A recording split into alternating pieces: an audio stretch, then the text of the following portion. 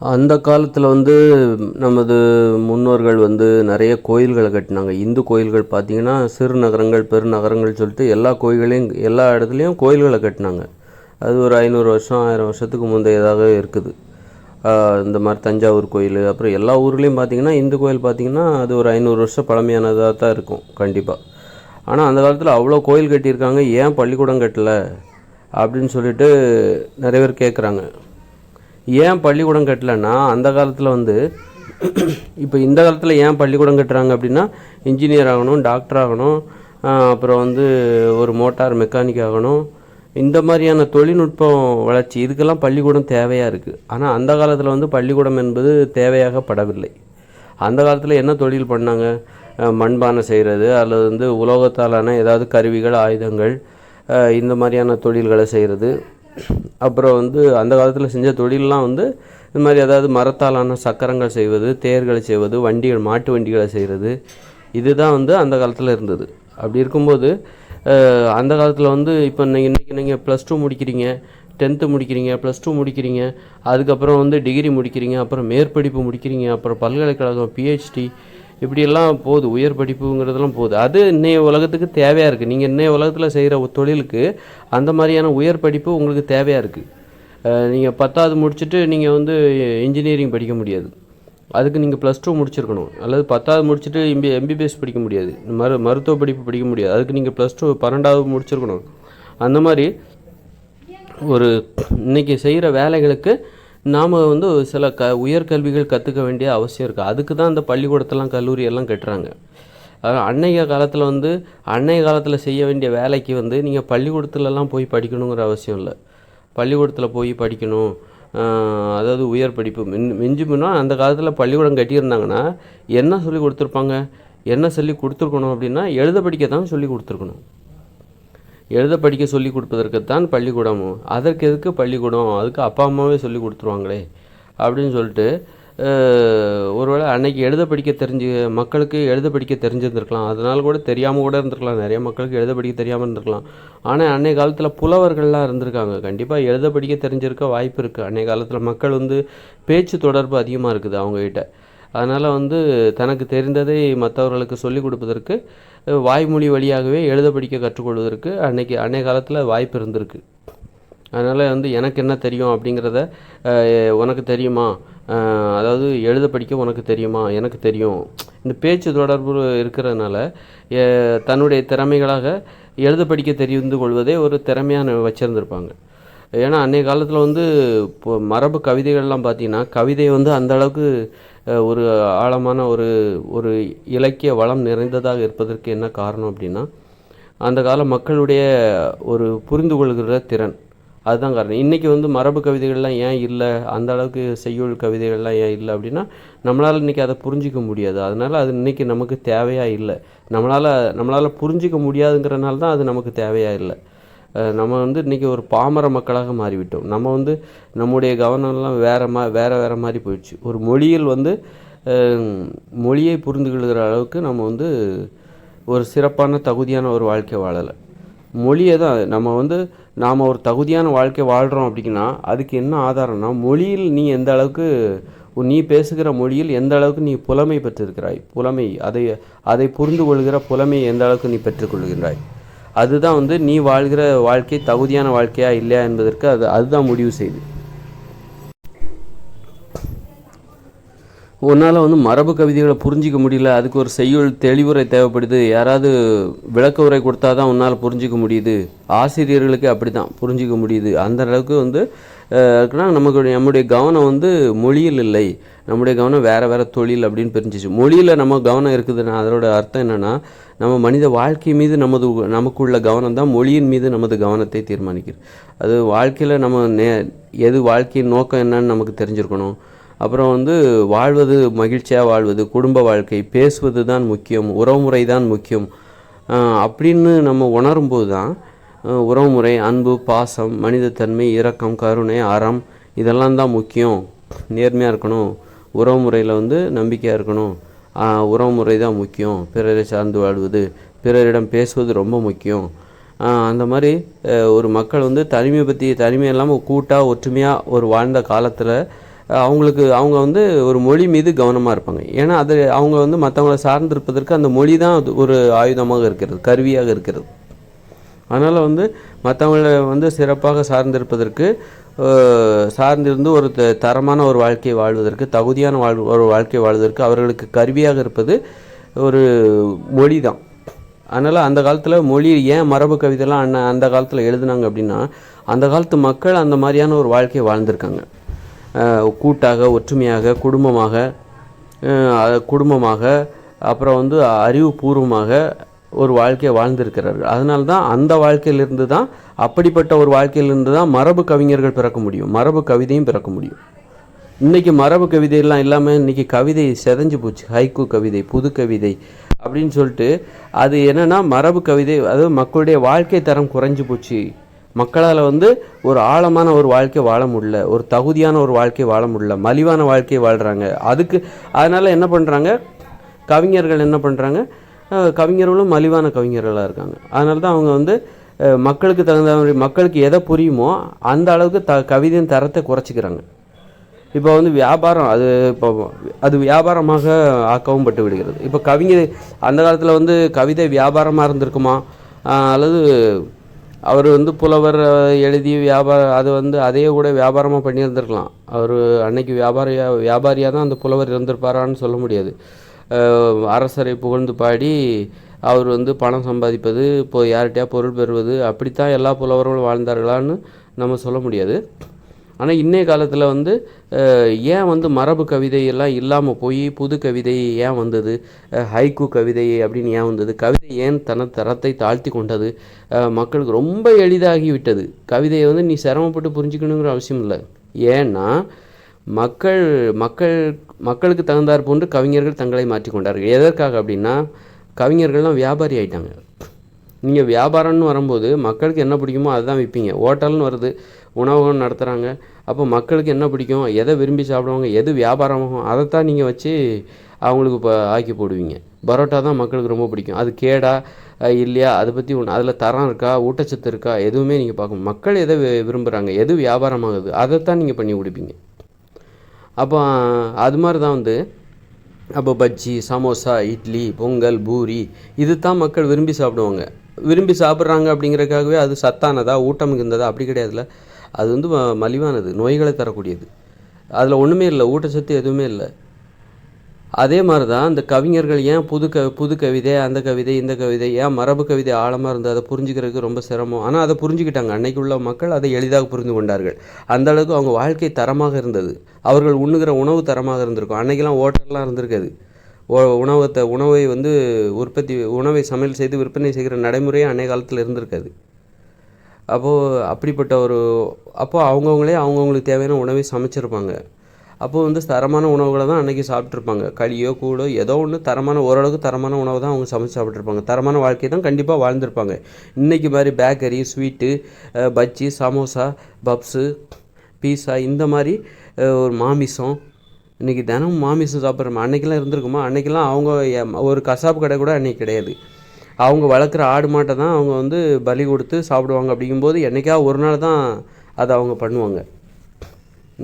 கடந்த கால வாழ்க்கையை பாருங்கள். ஒரு 30 வருஷத்துக்கு முன்னாடி தினந்தோறும் யாரும் கறியெல்லாம் எடுத்து சமைச்சு சாப்பிட மாட்டாங்க. இல்லை வாரத்துக்கு ஒரு வாட்டியெல்லாம் சாப்பிட மாட்டாங்க. 2 மாதத்துக்கு ஒரு வாட்டி ஏதாவது இவங்களா கொல்லலாம் மாட்டாங்க. பெரும்பாலும் கொல்லலாம் மாட்டாங்க. இவங்க ஆடு வளர்த்தாங்கன்னா அதெல்லாம் கொல்ல மாட்டாங்க. கொல்ல மனசு எப்படி வரும்?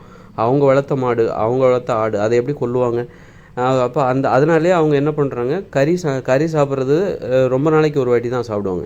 ஏதாவது சீக்கில் இறந்து போகும் ஆடுகள். அதை கொல்றதில் இவங்க ஆர்வமாக இருப்பாங்க. அந்த இறைச்சியை சாப்பிடுவாங்க. ஏன்னா அதை கொல்றதில் இவங்களுக்கு எந்த தயக்கமும் இல்லை. ஏற்கனவே செத்து போச்சு, அது சீக்கிரம் செத்து போனது. அந்த மாதிரி ஆடுகள் வந்து நிறைய செத்து போகும். அப்போ என்ன பண்ணுவாங்க, அதை எடுத்துகிட்டு வந்து அதை எடுத்து சமைச்சு சாப்பிடுவாங்க. இந்த மாதிரி தான் இருந்தது எப்போதும். அப்படி தினந்தோறும் ஆட்டை வெட்டி ஆட்டுக்கறி சாப்பிட்றது, இல்லை வாரத்துக்கு ஒரு ஆட்டுக்கறி, அந்த மாதிரி மக்கள் ஆடம்பரமாக அன்றைய காலத்தில் வாழலை. என்றைக்கா ஒரு நாள். அப்புறம் படிப்படியாக கசாப்பு கடை வருது, கோழிக்கறி கடை வருது, மாட்டுக்கறியை வந்து விற்கிற நடைமுறை வருது. அப்புறம் இன்றைக்கி வந்து தினந்தோறும் நம்ம சாப்பிட்றோம். ஏன்னா இன்றைக்கி வந்து அது வியாபாரம் ஆயிடுச்சு. அதனால் மக்கள் அது தினந்தோறும் பணம் கொடுத்தா வாங்கிட்டு வந்து சாப்பிட்றாங்க. ஆனால் அன்றைக்கி அது வியாபாரமாக இல்லை. மாமிசத்தை விற்கலை அன்னைக்கு. அன்றைய காலத்தில் ஒரு 100 வருஷத்துக்கு முன்னாடி அல்லது 500 வருஷத்துக்கு முன்னாடிலாம் மாமிசத்தை யாரும் கசாப்பு கடைன்னு ஒன்றும் இருக்கவே இருக்காது. அதுமாதிரி உணவகம்னு ஒன்றும் இருக்கவே இருக்காது. அவங்கவுங்க உணவுகளை அவங்கவுங்க தான் சமைச்சு சாப்பிடுவோம். இன்றைக்கி பேக்கரி உணவுகள், சமோசா, பஜ்ஜி இதெல்லாம் சாப்பிட்றோமா, பரோட்டாலாம் சாப்பிட்றோமா. இது எவ்வளோ மலிவான உணவுகள். இதை சாப்பிட்டா மக்கள் மலிவாக தான் இருப்பாங்க, மலிவாக தான் யோசிப்பாங்க, மலிவாக தான் சிந்திப்பாங்க. அவங்க வாழ்க்கை தரமும் மலிவாக தான் இருக்கும். அவங்க எப்படி தரமாக வாழ்வாங்க, தகுதியான வாழ்க்கையை எப்படி வாழ்வாங்க? அதே மாதிரி தான் அப்போ அன்றைய காலத்தில் ஏன் மரபு கவிதை இருந்ததுன்னா, அவங்க சாப்பிட்ட சாப்பாடு ஓரளவுக்கு தகுதியாக இருந்தது, தரமாக இருந்தது. அன்றைக்கி உணவகம் கிடையாது. உணவகம்லாம் என்னென்னா வியாபாரம் ஆகிட்டாலே அது மக்களுடைய பலவீனத்தை தான் குறிவைக்கும். பலவீனம் இது அப்படின்னு சொல்லிட்டு ஆராய்ஞ்சு இந்த மாதிரி பலவீனமான உணவுகள், பரோட்டா இதெல்லாம் போட்டு விற்றாக்கா மக்கள் சாப்பிடுவாங்க. அதே மாதிரி தான் இன்றைக்கி ஏன் இப்போ கவிஞர்கள் ஏன் புது கவிதை, ஹைக்கூ கவிதை அதெல்லாம் புரிஞ்சுக்கிறதுக்கு சிரமமே பட தேவையில்ல, எளிதாக புரிஞ்சிக்கலாம். அப்படிங்கும்போது இன்றைக்கி ஏன் மரபு கவிதை இல்லை, இன்றைக்கி ஏன் புது கவிதை வந்தது, ஏன் கவிதையின் தரம் தாழ்ந்து விட்டது, தகுதியை இழந்து விட்டது, மலிவானதாக ஏன் மாறிவிட்டது அப்படின்னா, ஏன் இப்போ மக்கள் புரிந்து கொள்வதற்கு அது சிரமமே இல்லை. மக்களுக்கு ஈஸியாக இருக்குது, ரொம்ப ஈஸியாக இருக்குது. அப்போயே அதை அப்படி ஏன் குறைஞ்சி போச்சு? கவிதை ஏன் தனது தரத்தை குறைத்து கொண்டது? கவிஞர்கள் ஏன் தனது கவிதையின் தரத்தை குறைத்து கொண்டார்கள் அப்படின்னா, அது வியாபாரம். மக்கள் எதை ஈஸியாக இருக்குதோ அதுதான். எப்படி பரோட்டாவை விற்கிற மாதிரி தான் அது. மக்களை வாங்க வைக்கணும், அவங்களுக்கு புரியணும். இன்றைக்கி மரபு கவிதையை புரிஞ்சிக்க மாட்டாங்க மக்கள், அதனால் அதை வாங்க மாட்டாங்க.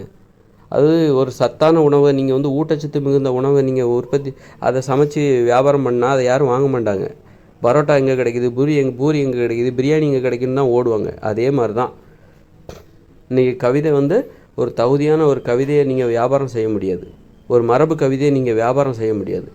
அதனால தான் கவிஞர்கள் மக்கள் எதை வாங்குவாங்களோ அதற்கு தகுந்தாற் போன்று கவிதையின் தரத்தை குறைத்து கொண்டார்கள் கவிஞர்கள்.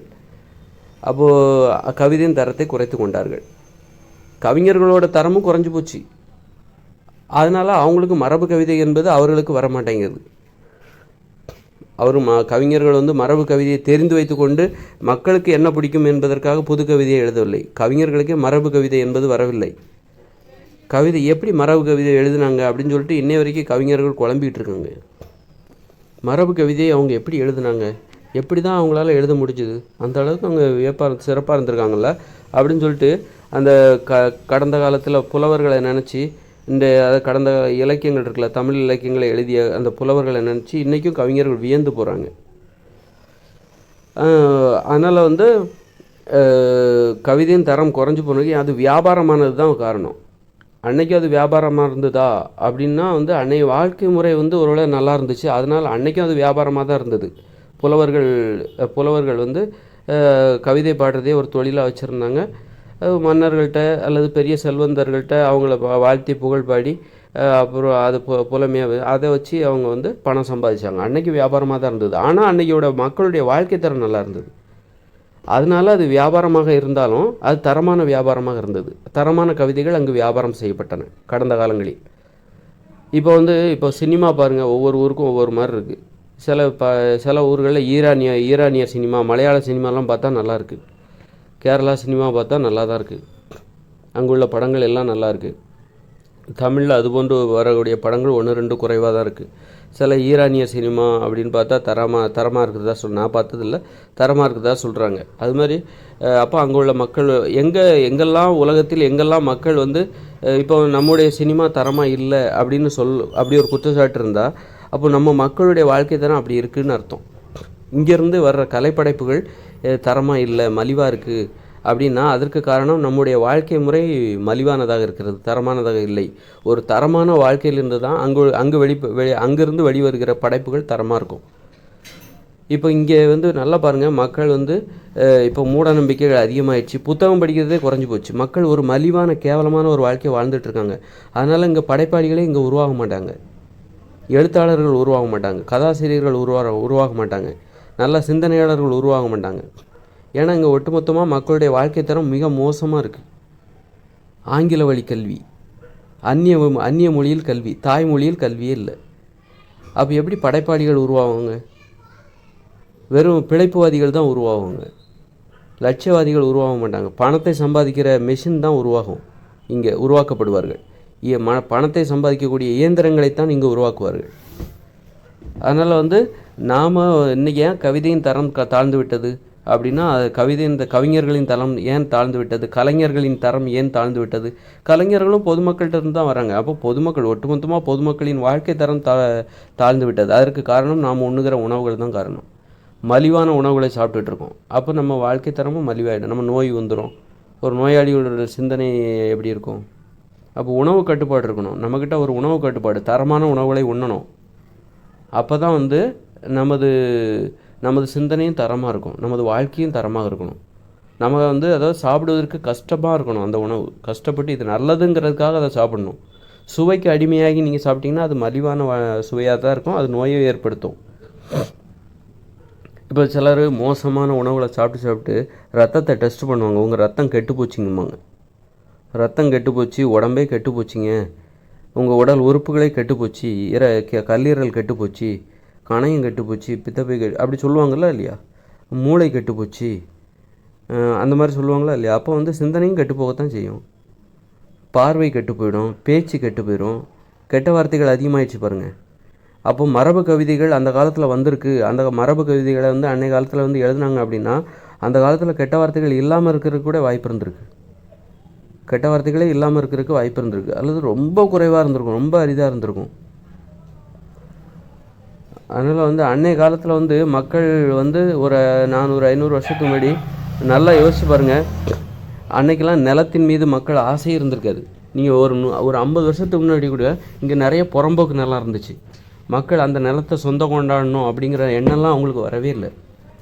நிலத்தை வளைச்சி போடணும் அப்படிங்கிற எண்ணம்லாம் இல்லை. அப்படி வளைச்சி போட்டு வேலையை மட்டும்தான் நீ போட முடியும், வேறு என்ன பண்ண முடியும்? அதை எடுத்து நீ பயன்படுத்த முடியாது.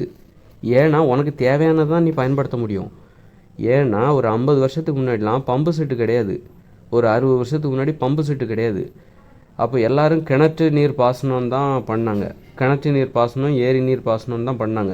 ஒரு கிணத்துலேருந்து நீ வந்து இங்கே வந்து நீ நினச்சிருந்தனா உனக்கு 30 ஏக்கர் 40 ஏக்கர் நிலத்தை கூட நீ வளைச்சி போட முடியும். எல்லாம் புறம்போக்கு நிலமாக சும்மா கிடந்துச்சு.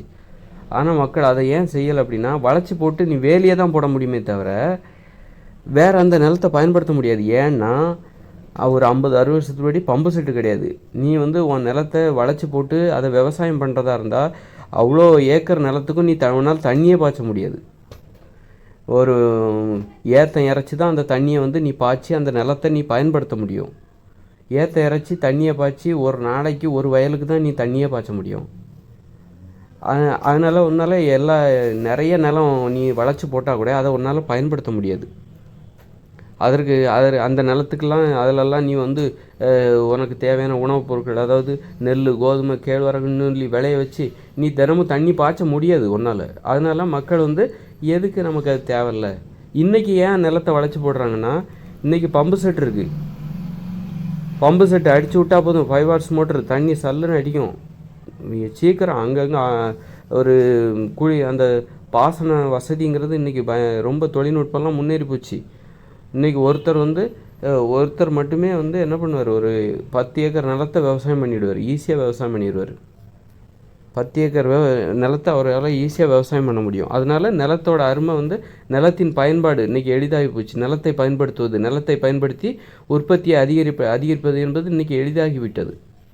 நிலத்தை உழுறது இன்றைக்கி எளிது. அன்றைக்கெல்லாம் அப்படி கிடையாது. மாட்டை கட்டி உழணும், அப்புறம் தண்ணியை பாய்ச்சறது தான் ரொம்ப கஷ்டம். மாட்டை கட்டி உழுதுறது கூட உழுதுடலான்னு வைங்க கஷ்டப்பட்டு. ஆனால் தண்ணியை பாய்ச்சறது ரொம்ப கஷ்டம். ஏத்தம் இறைச்சி தண்ணியை பாய்ச்சினா தான் நீ வந்து வளைச்சி போட்டிருக்கிற எல்லா நிலத்தையும் வந்து பயன்படுத்த முடியும். அதனால் என்ன பண்ணாங்க, தனக்கு தேவையான நிலத்தை மட்டும் வச்சுக்கிட்டு மீதி நிலத்தை புறம்பாக்கவே விட்டுட்டாங்க. ஆனால் எங்கே வந்து எல்லா நிலத்தையும் பயன்படுத்தியிருப்பாங்க அப்படின்னா, ஒரு காவிரி ஆற்று நீர் பாசனம், ஏரி அந்த அணைக்கட்டு பாசனம்லாம் இருக்குல்ல, தண்ணி தாராளமாக வருகிற அந்த காவிரி அணைக்கட்டு, மேட்டூர் அணைக்கட்டு பகுதி அணை நிரம்பி அங்கே வந்து தண்ணி தாராளமாக வரும். அப்போ கூட அவங்க அதிகமாக உற்பத்தி பண்ணி என்ன பண்ண போகிறாங்க? அந்த காலத்தில் ஒரு 60 வருஷத்துக்கு முன்னாடி 100 வருஷத்துக்கு முன்னாடி அவங்களுக்கு தேவையானது மட்டும்தான் அவங்க வந்து விளைய வச்சு சேர்த்து வச்சுப்பாங்க. அளவுக்கு அதிகமாக உற்பத்தி பண்ணி அதை என்ன பண்ண போகிறாங்க? முதல்ல உற்பத்தி பண்ணவும் முடியாது. ஏன்னா மனித உழைப்பு. நீ உற்பத்தி பண்ணால் நீ உழணும், களை பிடுங்கணும், அப்புறம் அறுவடை பண்ணணும், அதை வந்து நெல்மணிகளை அல்லது கேழ்வரகோ அது தனித்தனியாக பிரிக்கணும். மாடாக உழைச்சாலும் உன்னால் நிறைய நிலத்தில் உற்பத்தி பண்ணி அந்த தானியங்களை நீ சேர்த்து வைக்க முடியாது உனக்கு. அப்புறம் உன்னால் முடியாது அது. அதனால் நிறைய தண்ணி வசதி இருந்தாலும் அவங்க தேவைக்கு மட்டும்தான் அவங்க எடுத்துக்கிட்டாங்க. தேவைக்கான நிலத்தை மட்டும்தான் எடுத்துக்கிட்டாங்க. மீதியெல்லாம் சும்மா தான் கிடந்தது. சும்மா தான் அந்த நிலம் கடந்தது. நிலத்தின் மீது ஆசை இல்லாதவர்களாக அவங்க இருந்தாங்க. கடந்த காலத்தில் நிலத்தின் மீது அவங்களுக்கு ஆசையே இல்லை. எனக்கு தேவையான மட்டும் நம்ம எடுத்துக்கிறோம்ப்பா. இன்றைக்கி வந்து ஏற்றுமதி, நீ இங்கே வியாபாரம் ஆகலைன்னாலும் பரவாயில்ல, வட இந்தியாவுக்கு விற்பனை பண்ணிடலாம். ஏற்றுமதி, வெளிநாட்டுக்கு கூட ஏற்றுமதி பண்ணிடலாம். அதனால என்ன பண்ணுறேன், இன்றைக்கி விவசாயம் பண்ணுறது ஈஸி. பம்பு செட்டு தண்ணி வேகமாக இறச்சி ஊற்றுது. நொடி பொழுதில் இறச்சி ஊற்றிடுது. சொட்டு நீர் பாசனம், அந்த பாசனம், இந்த பாசனம். இப்போ அதனால் வந்து நிலத்தை ஏராளமாக வளைச்சி போட்டு ஏராளமாக வந்து உற்பத்தி பண்ணுறதும் இன்றைக்கி ஈஸி. ஏகப்பட்ட மெஷின்ஸ் வந்துருச்சு. டிராக்டர் உழுறது, அறுத்து ஒரு மணி நேரத்தில் அறுவடை முடிஞ்சிருது. அறுவடை முடிஞ்சு நெல் தனியாக நெல் மணிகள் தனியாக பிரித்து போட்டுருது. அதனால் இன்றைக்கி நிலத்தெல்லாம் வளைச்சி போடுறாங்க. அதை வந்து அறுவடை பண்ணி வெளியூர்களுக்கு வெளிநாடுகளுக்கு ஏற்றுமதி பண்ணிடுறாங்க. பணமாக்கிடுறாங்க. ஆனால் அன்றைய காலத்தில் அப்படி நீங்கள் நிறைய நிலத்தை வளைச்சி போட்டாலும் உங்களால் அதை பயன்படுத்த முடியாது, பராமரிக்க முடியாது. உற்பத்தி பண்ணி அளவுக்கு அதிகமாக உற்பத்தி பண்ணி அந்த அளவுக்கு அதிகமாக உற்பத்தி செய்யப்பட்ட அந்த தானியங்களை வச்சு நீங்கள் ஒன்றும் பண்ண முடியாது. உங்கள் தேவைக்கு தான், நீங்கள் எவ்வளோ தான் தண்ணி வசதி இருந்தாலும் உங்கள் தேவைக்கு தான் நீங்கள் உற்பத்தி பண்ணுவீங்க. அதே மாதிரி எவ்வளோ தான் நீங்கள் நிலத்தை வளைச்சி போட்டாலும் உங்கள் தேவைக்கு தான் நீங்கள் அதை பயன்படுத்தவே முடியும். ஏன்னா மனித உழைப்பு வந்து அவ்வளோ கடினமாக இருந்தது. இயந்திரங்கள் இன்றைக்கி இயந்திரங்கள் என்பது மனித உழைப்பை வந்து இன்றைக்கி வந்து எளிதாக மாற்றிவிட்டது. அதனால் நம்ம நிறைய நிலத்தை வளைச்சி போடுறோம். அப்போ அன்றைய கால மக்கள் தங்களுக்கு தேவையான நிலத்தை தான் வச்சுக்கிட்டாங்க. மற்றதெல்லாம் சும்மா விட்டாங்க. புறம்போக்காக கிடந்தாலும் அந்த நிலத்தின் மீது அவர்களுக்கு ஆசை இல்லை. அப்போ நிலத்துக்காக அவங்க அன்னைக்கு சண்டையை போட்டிருக்க மாட்டாங்க. ஒரு 100 வருஷத்துக்கு முன்னாடி, 50 வருஷத்துக்கு முன்னாடி தோட்டத்தில் இது ஏன் நிலம் ஓ நிலம்னு சண்டையே போட்டிருக்கவே மாட்டாங்க. அப்போது அந்த குறுகிய எண்ணங்களே அவங்களுக்கு இருந்திருக்காது. எனக்கு தேவையான நிலம் எனக்கு இருக்குப்போ, உனக்கு தேவையான நிலம் எடுத்துக்கோ, இன்னும் நிறைய காலியாக கிடக்கு, எவ்வளோ வேணாலும் எடுத்துக்கோ, அது புறம்போக்கு தான் எடுத்துக்கோ. புறம்போக்கு நிலங்களே நிறைய இருந்தது. அதை பயன்படுத்துறதுக்கு ஆள் இல்லை. அப்போது இன்றைக்கி பார்த்தா ஒரு நிலம் கிடைக்காத நிலத்துக்கு சண்டை போடுறாங்க. கோர்ட்டு கேஸுன்னு போய் 10-15 வருஷமாக கேஸ் நடக்குது. கேஸ் போட்டவங்களாம் செத்து போயிடுறான். அந்த அளவுக்கு இன்றைக்கி வந்து மக்கள் வந்து ஒவ்வொன்றுக்கும் ரொம்ப முக்கியத்துவம், நிலத்தின் அருமை தெரிந்தவர்களாக இன்றைக்கி நிலத்துக்கு அந்த அளவுக்கு முக்கியத்துவம் அதிகமாகி போச்சு. அது காரணம் இயந்திரங்கள் மனித உழைப்பை வந்து எளிதாக மாற்றிவிட்டால் இன்றைக்கி எளிதாக உற்பத்தி செய்ய முடிகிறது. விவசாய உற்பத்தி. அதனால் விவசாய நிலம் இன்றைக்கி வந்து ரொம்ப விலையேறி போச்சு, மதிப்பு வாய்ந்ததாக ஆகிவிட்டது. அதனால் நிலத்துக்காக இன்றைக்கி சண்டை போடுறாங்க மக்கள். குறுகிய எண்ணம் வந்துருச்சு. ஒரு பரந்த மனப்பான்மை கடந்த காலத்தில் இருந்தது. நிலம் புறம்பாக்க கிடந்தது. அந்த நிலத்தை பார்த்து பேராசை வரவே இல்லை. அது எதுக்கு, எனக்கு தேவையானது எனக்கு போதும் எடுத்துகிட்டு மீதியை சும்மா விட்டுட்டாங்க. ஆனால் இன்றைக்கி ஒரு நிலத்தை யாரும் சும்மா விட மாட்டாங்க. மற்றவங்க நிலத்தை பிடுங்கி அதை விற்கலாம் அப்படின்னு தான் அபகரித்து, புறம்போக்கு நிலத்தெல்லாம் அபகரிக்கிறது, அரசு நிலம் அப்படின்னு சொல்லிட்டு இன்றைக்கி மக்களுடைய எண்ணங்கள் குறுகி போச்சு. அப்போது அன்றைய காலத்தில் மக்கள் ஒரு தரமான வாழ்க்கை வாழ்ந்திருக்காங்க. அன்றைக்கி வந்து உணவகம் கிடையாது, ஹோட்டல்கள் கிடையாது, உணவை உற்பத்தி பண்ணி உணவை சமைச்சு வைக்கிற வியாபாரம் அன்னைக்கு கிடையாது. அவங்கவுங்களே சமைச்சிக்கிட்டாங்க. அவங்க காய்கறிகள், பழங்கள், அதுவும் பாருங்கள், அன்றைக்கி வந்து பசுமையான உரங்களை தான் பயன்படுத்தினாங்க வயல்வெளிகளுக்கு. அப்போ அவங்க உற்பத்தி செஞ்ச அந்த பழங்கள், காய்கறிகள்லாம் அவ்வளோ இனிப்பாக இருந்திருக்கும், நல்லா சத்தாக இருந்திருக்கும், சுவையாக இருந்திருக்கும். அதாவது நாம் வந்து மண் வளமாக இருந்தால் தான் காய்கறிகள் சுவையாக இருக்கும். அதாவது உரம் வந்து வளமாக இருக்கணும். உரம் வந்து இயற்கை உரத்தை போடும்போது அந்த மண் வளமாக இருக்கும். மண்ணில் வந்து எதிர்ப்பு சக்தி இருக்கும், நோய்களே அடிக்காது. ஏன் இன்றைக்கி பூச்சி தாக்குதல்லாம் அதிகமாக இருக்குது? ஏன் இன்றைக்கி வந்து விவசாய நிலத்தில் வந்து அது வந்து ஏன் வந்து விவசாய பொருட்கள் பயிர் செய்யும்போது அவ்வளோ பூச்சி தாக்குதல் ஏன் வருதுன்னா, விவசாய நிலத்தில் ஒரு நோய் எதிர்ப்பு சக்தியே இல்லை, ஊட்டச்சத்தே இல்லை.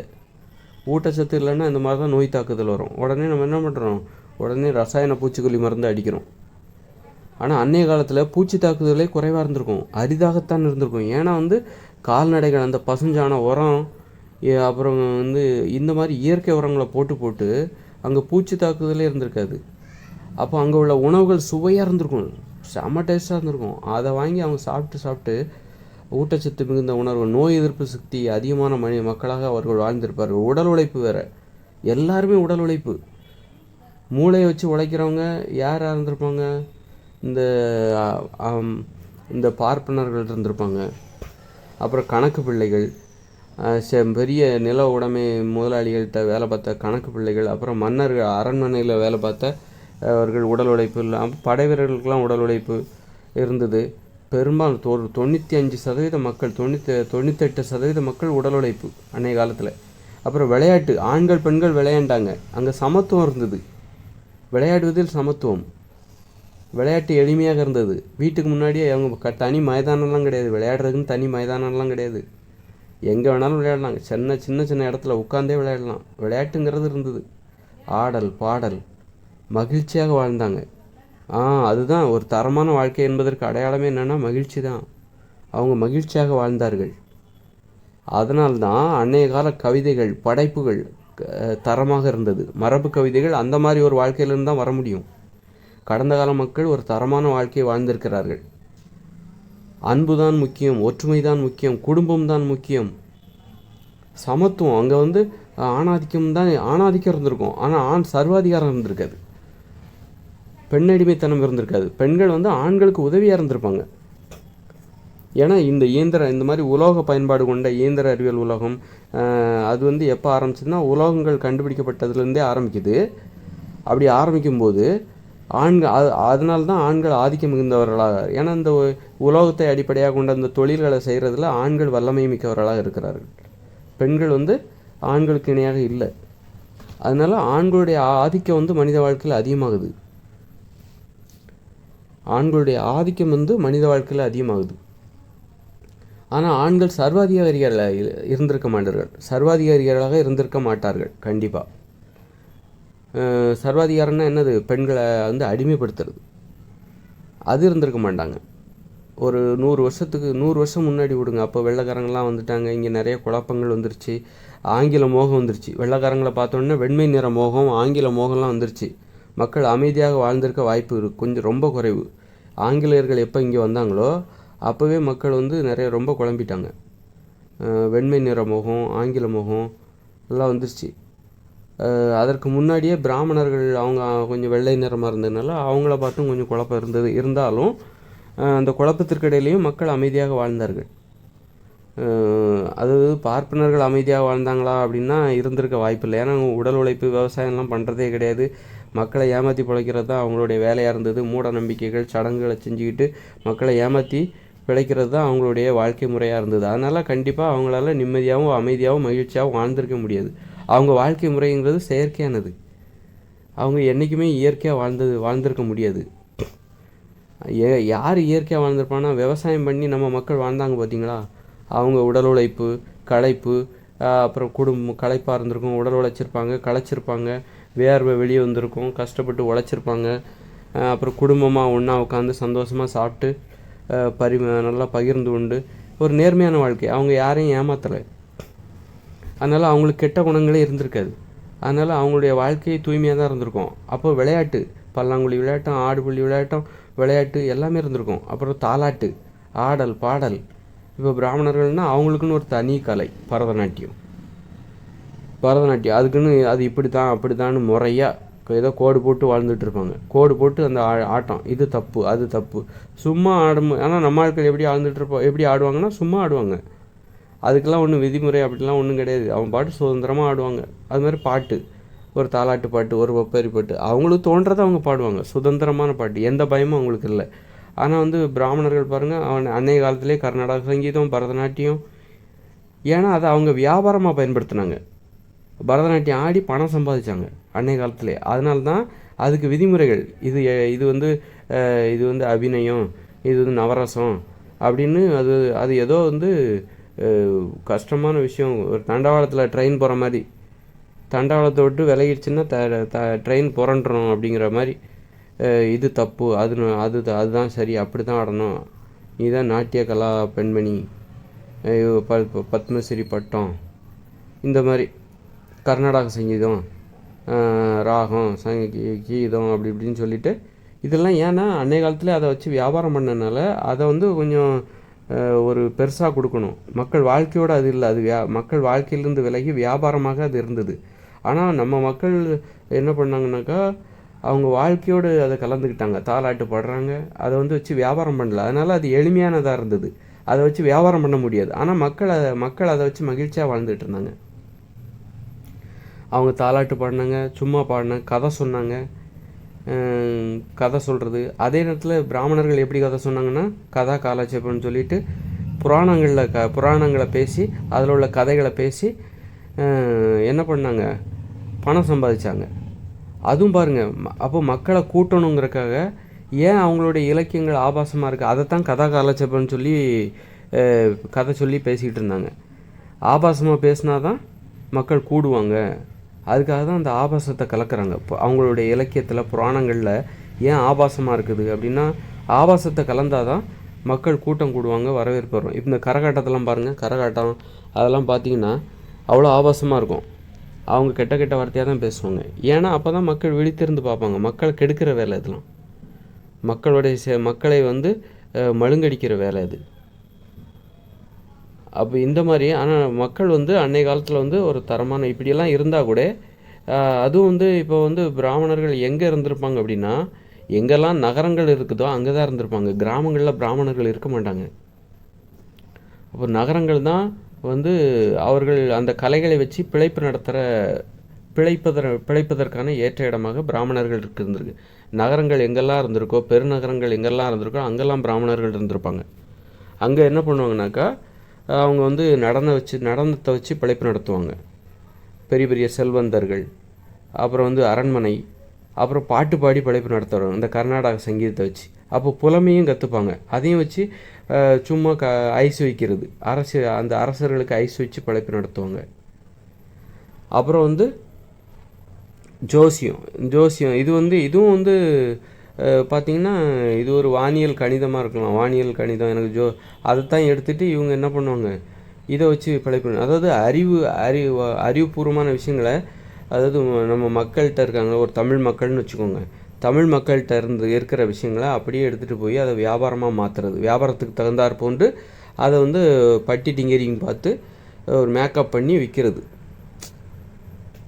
அதுதான் இவர்களுடைய வேலையாக இருந்திருக்கு. கிராமத்தில் இருந்திருக்க மாட்டாங்க பிராமணர்கள், கிராமங்களில் இருந்திருக்க மாட்டாங்க. அதனால் கிராமத்தில் வாழ்ந்த மக்கள், பெரும்பாலான மக்கள் கிராமங்கள் தான் அன்றைய காலத்தில் அதிகம். ஒரு 100-500 வருஷத்துக்கு முன்னாடி, ஒரு 200-300 வருஷத்துக்கு, அது வெள்ளையர்கள்லாம் இங்கே வர்றதுக்கு முன்னாடி இங்கே வந்து கிராமங்கள் தான் அதிகம். அப்போ கிராமங்களில் பிராமணர்கள் இருக்க வாய்ப்பே கிடையாது. நகரங்களில் தான் பிராமணர்கள் இருப்பாங்க. அதனால் கிராமங்களில் வாழ்ந்த மக்கள் வந்து கொஞ்சம் ஒரு தரமான வாழ்க்கையை வாழ்ந்திருக்காங்க. ஒரு மேம்பட்ட ஒரு வாழ்க்கை, அன்பான ஒரு வாழ்க்கை, ஒற்றுமையான வாழ்க்கை, ஒரு சமத்துவமான வாழ்க்கை. அங்கே ஆணாதிக்கம் என்பது அது ஏற்றுக்கொள்ளப்பட்டது. அது வந்து தப்பே கிடையாது. ஆணாதிக்கம்தான் சரி. பெண்கள் ஆதிக்கம் செலுத்தியிருந்தால் இயந்திர அறிவியல் உலகில், அதாவது உலோகங்களை அடிப்படையாக கொண்ட, உலோக பயன்பாட்டை அடிப்படையாக கொண்ட ஒரு மனித வாழ்க்கையில் பெண்கள் ஆதிக்கம் செலுத்தியிருந்தால் அது தவறு. ஆண்கள் ஆதிக்கம் செலுத்த வேண்டும், பெண்கள் அதற்கு ஒத்துழைப்பு கொடுக்க வேண்டும். ஏன்னா இந்த உலோகங்களை அடிப்படையாக கொண்ட ஒரு வாழ்க்கை முறையில் ஆண்கள் தான் ஆதிக்கம் செலுத்த வேண்டும். பெண்கள் ஆண்களுக்கு ஆணாதிக்கத்தை செலுத்துகிற ஆண்களுக்கு ஒத்துழைப்பாக பெண்கள் இருக்க வேண்டும். அதுதான் சரியான நடைமுறை. அப்போ கடந்த காலங்களில் ஆணாதிக்கம் வந்து இருந்திருக்கு. ஆனால் ஆண் சர்வாதிகாரம் என்பது இல்லை. எங்கெல்லாம் மூட நம்பிக்கைகள் அதிகமாக, கிராமங்களில் மூட நம்பிக்கைகள் குறைவு. ஏன்னா அங்கெல்லாம் பிராமணர்கள் இல்லை. நகரங்களில் தான் பிராமணர்கள் இருக்காங்க. பிராமணர்களுடைய எண்ணிக்கையும் குறைவு. அதனால் நகர தேவைக்கு மட்டுமே அவங்க போதுமானதாக இருந்தது. நகரங்களில் வாழ்கிற மக்கள் இருக்காங்க. நகரங்களில் வாழ்கிறவர்கள் கண்டிப்பாக கொஞ்சம் செல்வந்தர்களாக இருக்க வாய்ப்பு இருக்குது. அதனால் செல்வந்தர்களை சார்ந்தே, செல்வந்தர்கள் எங்கெல்லாம் இருக்காங்களோ அவங்கள போய் பார்த்து பிழைப்பு நடத்துறது இவங்க பிராமணர்களுடைய வாழ்க்கை முறையாக இருந்திருக்கும். அதனால் நகரங்களில் அதனால தான் இருக்காங்க. நகரங்களில் தான் வந்து அரண்மனையும் இருந்திருக்கும், அரசரும் இருந்திருப்பார். அரண்மனையில் வேலை செய்கிற அந்த போர் வீரர்கள், இவங்கெல்லாம் அரசு ஊழியர்கள். இவங்களும் நகரங்களில் தான் இருந்திருப்பாங்க. அரசு ஊழியர்கள், அப்புறம் வணிகர்கள் அப்போவும் ஏற்றுமதியெலாம் இருந்திருக்கும். வணிகர்கள் இவங்கெல்லாம் நகரங்களில் தான் இருந்திருப்பாங்க. அப்போது அங்கே தான் வந்து பிராமணர்களும் இருந்திருக்காங்க.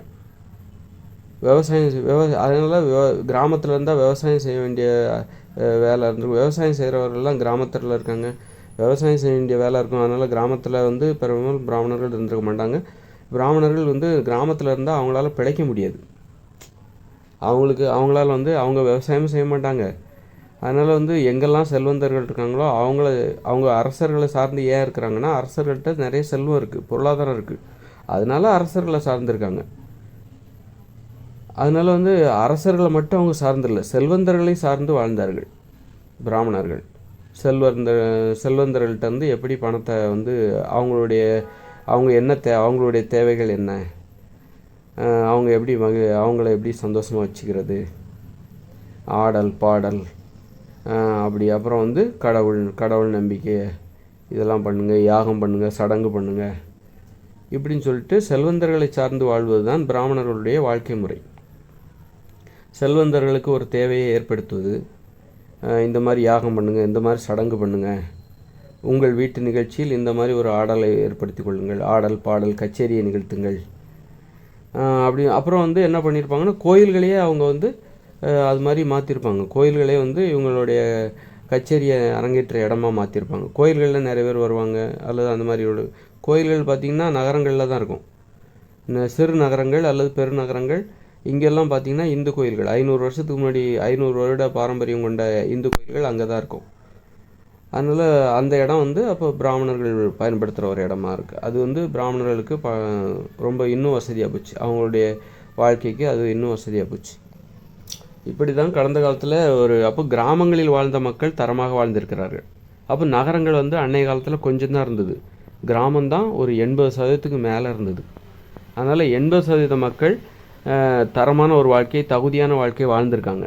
அன்பு, பாசம், குடும்பம், இப்படின்னு சொல்லிட்டு குடும்பம் அப்படின்னு சொல்லிட்டு ஆடல் பாடல் மகிழ்ச்சி, அப்படி உடல் உழைப்பு, விவசாயம் அப்படின்னு சொல்லிட்டு ஒரு தரமான ஒரு வாழ்க்கை வாழ்ந்திருக்காங்க. நோயற்ற வாழ்க்கையை கூட வாழ்ந்திருப்பாங்க. அவங்க வாழ்ந்திருப்பாங்க. ஒரு 20% மக்கள் தான் சிறு நகரங்களில் வாழ்ந்தார்கள். சிறு நகரங்கள் பெருநகரங்களில் வாழ்ந்தார்கள். இவர்களிடம் வந்து நோய்கள் இருப்பதற்கு அதனால தான் நோய்கள் இருப்பதற்கு வாய்ப்பு இருக்குது. அதனால தான் அன்றைய காலத்தில் சொல்லுவாங்க வந்து சக்கரை நோய் பணக்காரங்களுக்கு தான் சக்கரை நோய் வரும்னு சொல்லுவாங்க. அதை பணக்காரங்கன்னா யாருன்னா நகரங்களில் வசிப்பவர்களை தான் வந்து குறிப்பாக அப்படி சொல்லுவாங்க. அவங்க நகரங்களில் வசிப்பவர் தான் பணக்காரங்க, அதனால் அவங்களுக்கு தான் சக்கரை நோய் வரும், அந்த மாதிரி சொல்லுவாங்க. ஏன்னா அவங்களுக்கு உடல் உழைப்பு குறைவு. நகரங்களில் வசிப்பவர்களுக்கு உடல் உழைப்பு குறைவு, அதனால ஒற்றுமை குறைவு, உறவுமுறை குறைவு, அன்பு பாசம் என்பது குறைவு, மகிழ்ச்சி என்பது குறைவு. அங்கே வந்து சமத்துவம் என்பதும் குறைவு தான். கிராமங்களில் வசிக்கிறவங்க விவசாயம் பண்ணுவாங்க. எந்த தொழில் செஞ்சாலும் விவசாயத்தை ஒரு அடிப்படையான தொழிலாக வைத்து கொண்டார்கள். ஏன்னா வந்து ஒரு மண்பானை செய்கிறவங்க வந்து கிராமத்தில் இருப்பாங்க, அல்லது மண்பானை அவங்க வியாபாரம் செய்கிறக்காக வந்து நகரங்களுக்கு வரலாம். மண்பானை செய்கிறவங்க எப்போவுமே மண்பானையை வந்து வச்சுக்கிட்டே நம்பிக்கிட்டு இருக்க முடியாது. அதனால் ஒரு விவசாயத்தையும் அவங்க செஞ்சாங்க. அதனால் விவசாயத்தை பின்புலமாக வச்சுக்கிட்டாங்க.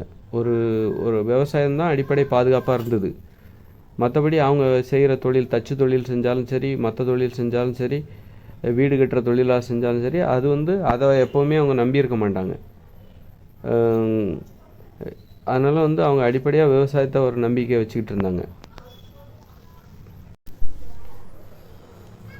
அதனால் வந்து கடந்த காலங்களில் ஏன் மரபு கவிதை தோன்றியது அப்படின்னா, கடந்த காலத்தில் ஒரு 80% மக்கள் ஒரு நல்ல வாழ்க்கை வாழ்ந்திருக்காங்க. அமைதியான வாழ்க்கை. கிராமத்தில் எவ்வளோ அமைதியாக இருக்கும். உடல் உழைப்பு, சாயந்தரம்னா அந்த களைப்பு தீர சந்தோஷமாக உட்காந்து குடும்பத்தோடு உட்காந்து பேசி சந்தோஷமாக இருக்கிறது. அந்த உறவு முறை, கெட்ட வார்த்தைகள்லாம் இருக்காது. உறவு முறை, அன்பு, பாசம், பகிர்ந்து உண்ணுதல், ஒரு சமத்துவம், ஆண் பெண் சமத்துவம், விளையாடுறது, ஆண்களும் பெண்களும் எல்லாருமே வந்து விளையாடுறது தினசரி வேலை. ஆடல் பாடல் அது தினசரி வேலை. கதை சொல்கிறது தினசரி வேலை. அப்புறம் ஓவியம் வரைகிறது, அதான் அந்த கோலம்லாம் போடுறது, ஓவியம் வரைகிறது, இதெல்லாமே இருந்திருக்கும். அப்போ இங்கே கவிஞர்களும் இருந்திருப்பாங்க. அப்போ மொழி ஆராய்ச்சி, இது எல்லாமே இவங்க உறவுமுறைக்கும் ஒற்றுமைக்கும் எது கருவியாக இருக்கிறது, எது பாலமாக இருக்கிறது? மொழி தான் பாலமாக இருக்கிறது. இவங்க ஒற்றுமையாக இருக்காங்க, அன்பை வெளிப்படுத்துவதற்கு. அப்புறம் இதுக்கெல்லாம் எது பாலமாக இருக்கிறதுனா அந்த மொழி தான் பாலமாக இருக்கிறது. அதனால் கிராமங்களில் தான் வந்து மொழி நல்ல வளர்ச்சி அடைஞ்சிருக்கும். மொழி வந்து மக்களுடைய உடைமையாக இருந்திருக்கும், மக்களுடைய கருவியாக இருந்திருக்கும். நகரங்களில் வந்து மொழி என்பது ஒரு வியாபாரிகளின் கருவியாக இருந்திருக்கும், வியாபாரிகளின் உடைமையாக இருந்திருக்கும், தனி உடைமையாக இருந்திருக்கும் மொழி என்பது. நகரங்களில் வந்து கலைகள் என்பது ஆடல் பாடல் கவிதை இதெல்லாம் வந்து தனி உடைமையாக வியாபாரிகளின் உடைமையாக இருந்திருக்கும். கிராமங்களில் எப்படி இருந்திருக்கும்னா ஆடல் பாடல், அப்புறம் வந்து கவிதை, அப்புறம் கதை சொல்கிறது, இதெல்லாம் மக்களுடைய உடைமையாக இருந்திருக்கும். இப்படி இரண்டு நடைமுறைகள் கடந்த காலங்களில் இருந்திருக்கு. தனி உடைமையும் இருந்திருக்கு, பொது உடைமையும் இருந்திருக்கு கடந்த காலங்களில். அப்போ கடந்த காலங்களில் ஒரு 80% மக்கள் வந்து ஒரு தகுதியான வாழ்க்கையை வாழ்ந்திருக்காங்க, தரமான வாழ்க்கையை வாழ்ந்திருக்காங்க. நகரங்களில் வாழ்கிற மக்கள் கொஞ்சம் தரம் குறைந்த வாழ்க்கையை வாழ்ந்திருப்பாங்க. ஆனால் ரொம்ப மோசமான, நம்மளை போன்று ஒரு மலிவான மோசமான ஒரு வாழ்க்கையை அவர்கள் வாழ்ந்திருக்க மாட்டார்கள் நகரங்களில். அதனால தான் கடந்த காலங்களில் வந்து அங்கேருந்து அப்படிப்பட்ட ஒரு தகுதியான ஒரு தரமான ஒரு வாழ்க்கையிலிருந்து தான் என்ன வருது, மரபு கவிதை என்பது பிறக்கிறது, மரபு ஓவியம் என்பது பிறக்கிறது. மரபு ஓவியம், நல்ல அதான் கதைகள், இலக்கியங்கள், நிறைய இலக்கியங்கள் இருந்திருக்கு நம்மக்கிட்ட. எல்லாத்தையும் வந்து எரிச்சிட்டாங்க. யார்?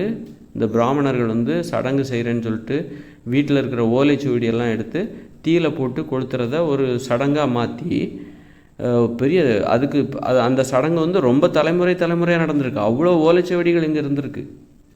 அப்போது அப்போ அதுலேருந்து என்ன இருக்குன்னா, வீட்டுக்கு வீடு ஓலைச்சுவடி இருந்திருக்கு. அப்படின்னா வீட்டுக்கு வீடு அன்றைக்கி எழுத படிக்க தெரிந்தவர்களாக இருந்திருக்கிறார்கள். வீட்டுக்கு அந்த ஓலைச்சுவடியில் உள்ள அதில் என்ன வேணாலும் இருக்கலாம், கதை இருந்திருக்கலாம், இலக்கியங்கள் இருந்திருக்கலாம், நிறைய குறிப்புகள், மருத்துவ குறிப்புகள் இருந்திருக்கலாம்.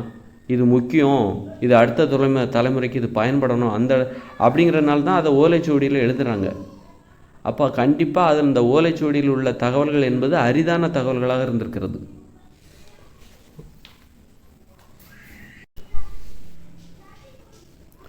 அப்போ வீட்டுக்கு வீடு ஓலைச்சுவடி வச்சுருந்துருக்காங்க. அப்படின்னா இந்த எழுத்தறிவு இருக்குல்ல, அது வீட்டுக்கு எல்லாருக்குமே தெரிஞ்சிருக்கு, எழுத படிக்க எல்லாருக்குமே தெரிஞ்சிருக்கு. அதனால தான் அங்கே பள்ளிக்கூடமே தேவையில்லை. ஏன்னா அது அன்னைக்கு கல்வி என்பது மக்களுடைய உடைமையாக இருந்திருக்கிறது, மக்களோட கலந்து இருந்திருக்கு கல்வி என்பது. கல்வி கற்பது, அதாவது அம்மா அப்பா வந்து குழந்தைகளுக்கு சொல்லிக் கொடுக்கறது, உறவினர்கள் வந்து குழந்தைக்கு கற்றுக் கொடுப்பது. எனக்கு என்ன தெரியும் தெரியுமா, நான் ஒரு கணக்கு போடுறேன், நீ பண்ணுவியா, நான் ஒரு கணக்கு ஒரு போடுறேன், அதுக்கு விடை கண்டுபிடி பார்க்கலாம், இப்படி சொல்கிறது. நான் ஒரு கவிதை எழுதியிருக்கிறேன் பாரு அப்படின்னு சொல்லிட்டு. இப்படி மக்களுடைய உடைமைகளாக அந்த கலைகள் இருந்திருக்கிறது. அவங்க அதை வச்சு வியாபாரம் பண்ணலை.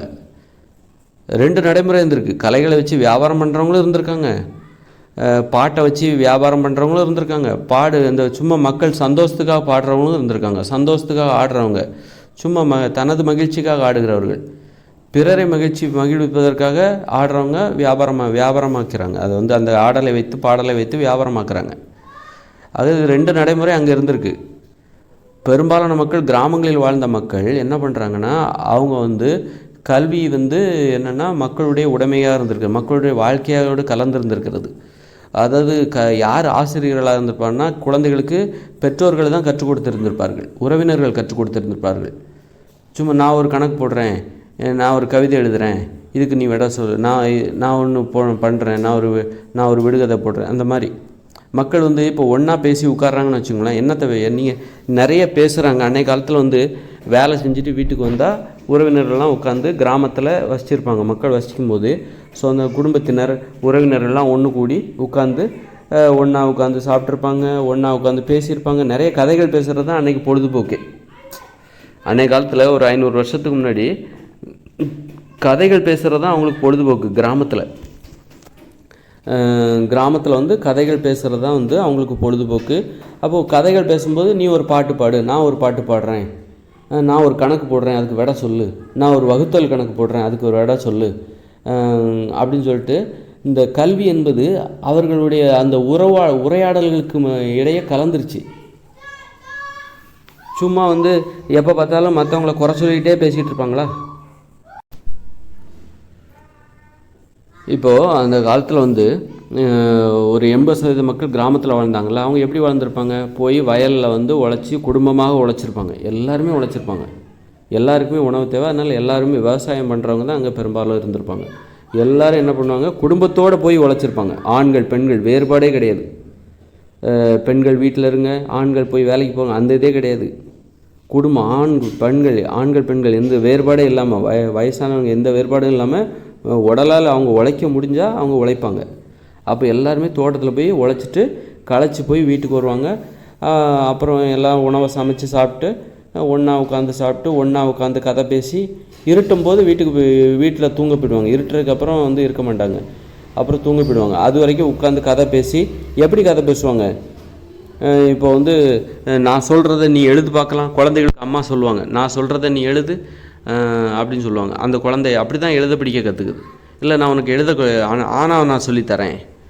ஏன்னா இவங்க பேசணும்ல, எதையாவது பேசணும்ல. அதுக்கு இவங்களுக்கு விஷயம் வேணும் தானே, ஏதாவது பேசணும். நான் உனக்கு ஒரு கணக்கு போடுறேன், இந்த கணக்கு கூட்டு பார்க்கலாம், நீ விடையை கரெக்டாக கூட்டுறியா பார்க்கலாம். நான் ஒரு பெருக்கல் போடுறேன், இதை ஒழுங்காக பெருக்கு பார்க்கலாம்.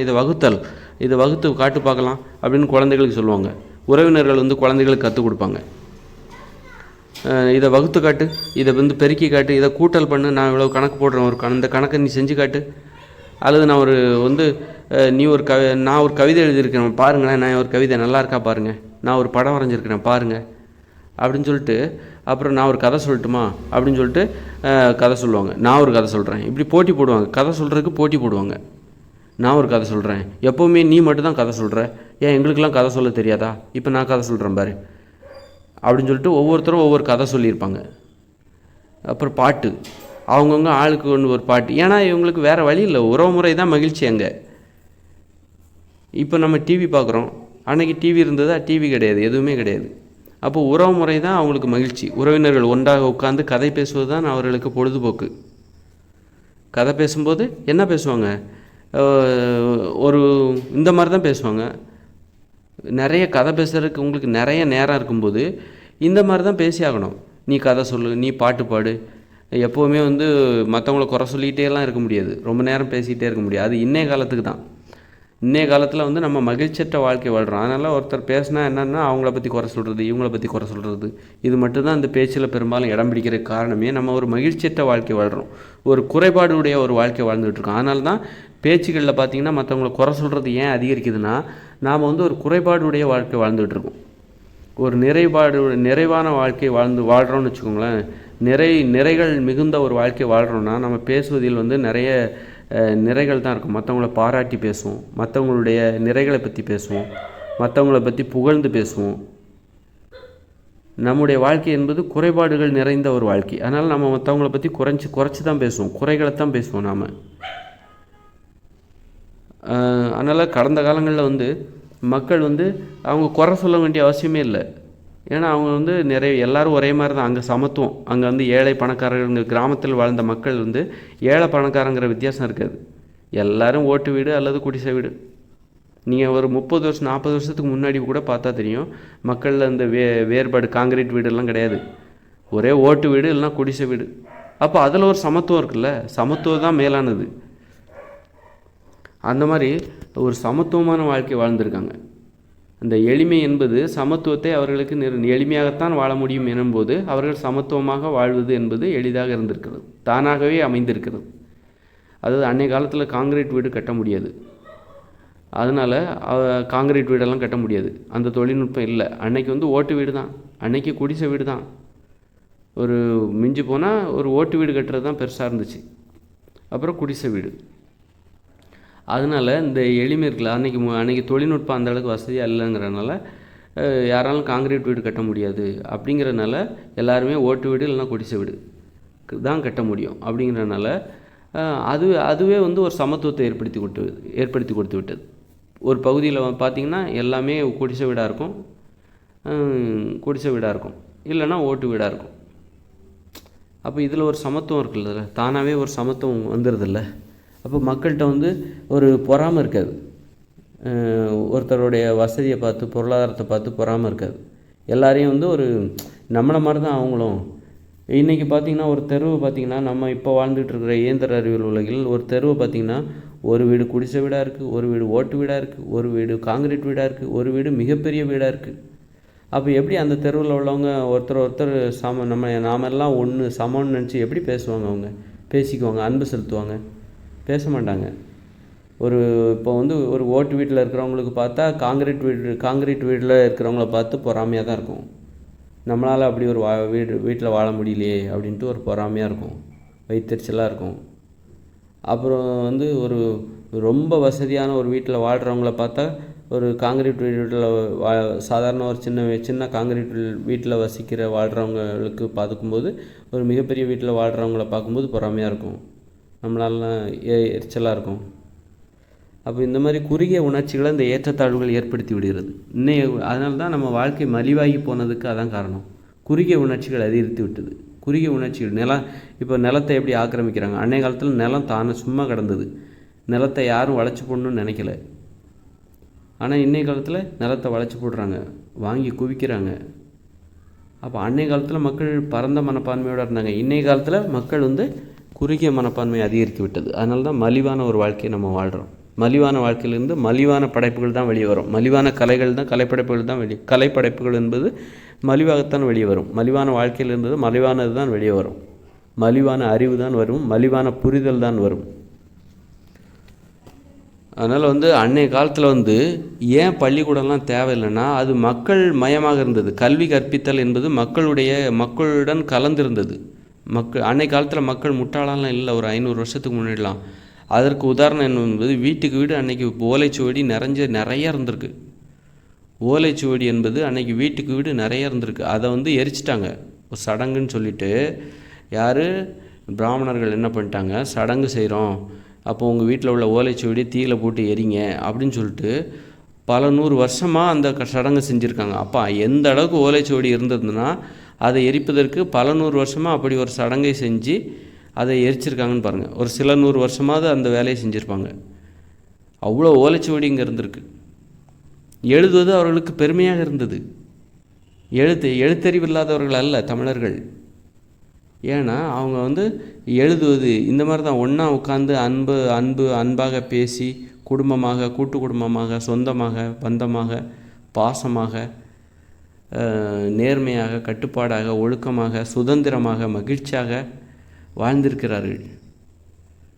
அதுக்கு என்ன தேவை? மொழி தேவை. மொழி ஒன்றா உட்காந்து பேசணுன்னா அதற்கு தேவையான கருவி எது? மொழி, பேச்சு. பேசுவதற்கு என்ன தேவை? மொழி தேவை. பேசி அவங்க மொழியை வளர்த்தாங்க. மொழி அப்படித்தான் சிறப்பாக மாறியது, செழுமையாக மாறியது. அதனால தான் அந்த வாழ்க்கையிலிருந்து மரபு கவிதை என்பது பிறந்தது. அப்படிப்பட்ட ஒரு வாழ்க்கையிலிருந்து தான் மரபு கவிதை பிறக்க முடியும். அப்படிப்பட்ட ஒரு வாழ்க்கையை வாழும்போது உங்களுக்கு தனியாக பள்ளிக்கூடம் தேவையில்லை. அதனால தான் அன்றைக்கி கோயில்களை கட்டினாங்க. ஏன் பள்ளிக்கூடத்தை கட்டலைன்னு நம்ம இன்றைக்கி கேட்குறோம்ல. அதுக்கு காரணம் என்னென்னா அன்னைக்கு கல்வி முறை என்பது மக்களோடு மக்களாக கலந்திருந்தது, மக்களுடைய வாழ்க்கை முறையோடு கலந்திருந்தது.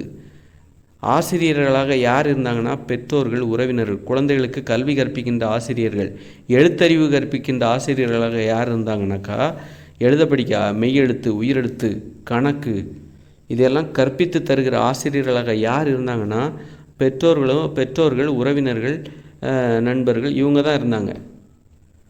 அதனால் தனியாக போய் நீங்கள் ஒரு பள்ளிக்கூடத்தை கட்டி அங்கே நீங்கள் கல்வி கற்பித்து அவங்கள என்னவா மாற்றுவீங்க? நீங்கள் அன்றைக்கி தான் இன்றைக்கி ஏன் பள்ளிக்கூடம் கற்றுறாங்கன்னா நீங்கள் பள்ளிக்கூடத்தில் படித்தாதான் நீங்கள் பேங்கில் வேலை பார்க்க முடியும், அல்லது ஒரு மோட்டார் மெக்கானிக் ஆக முடியும், அல்லது கலெக்டர் ஆக முடியும், அல்லது விஞ்ஞானி ஆக முடியும், மருத்துவர் MBBS மருத்துவராக முடியும்.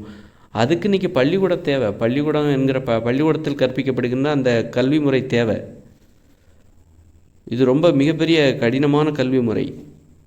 இன்றைக்கி நம்ம செய்கிற தொழிலெலாம் கடினமானது, மிக மிக கடினமானது. அதுக்கு பல வருடங்கள் பயிற்சி எடுக்கணும். சின்ன வயசுலேருந்து பயிற்சி எடுக்கணும்.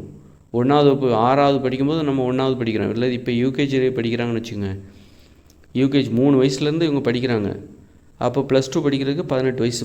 அப்போ 18 வயசில் +2 படிக்கிறாங்க. அதுக்கப்புறம் ஒரு MBBSஓ இல்லை ஏதோ ஒன்று படிக்கிறாங்க, இன்ஜினியரிங். அப்போ 18 வருஷம் ஒரு அடிப்படை கல்வி தேவைப்படுது. இன்ஜினியரிங் கல்வி படிக்கிறதுக்கு, MBBS படிக்கிறதுக்கு 18 வருஷம். அல்லது நீங்கள் வேறு ஏதாவது ஒரு பேங்கில் ஒர்க் பண்ணுறீங்க, அல்லது விஞ்ஞானியாக போகணும் அப்படின்னா 18 வருஷம் ஒரு அடிப்படை கல்வி உங்களுக்கு தேவைப்படுது. அப்போ தான் நீங்கள் ஒரு மருத்துவ படிப்பு MBBS, ஒரு இன்ஜினியரிங், ஒரு விஞ்ஞான படிப்பு, அல்லது வேறு துறை சார்ந்த ஒரு படிப்பு, எந்த ஒரு படிப்பும் படிக்கிறதுக்கு உங்களுக்கு ஒரு 15 வருஷம் ஒரு அடிப்படை கல்வி தேவைப்படுது. அந்த அளவுக்கு இன்றைக்கி நாம் செய்கிற தொழில் என்பது கடினமானது. அந்த கடினமான தொழிலை செய்வதற்குத்தான் அதற்கு ஒரு அடிப்படை கட்டமைப்பு, அதுதான் இந்த கல்வி முறை. அது இன்னைய தேவையாக இருக்குது. அன்றைய காலத்தில் நம்ம அப்படி அந்த மாதிரி ஒரு தொழிலை நம்ம செய்யலை. கடினமான தொழில்களை நாம் வந்து அந்த காலத்தில் செய்யலை.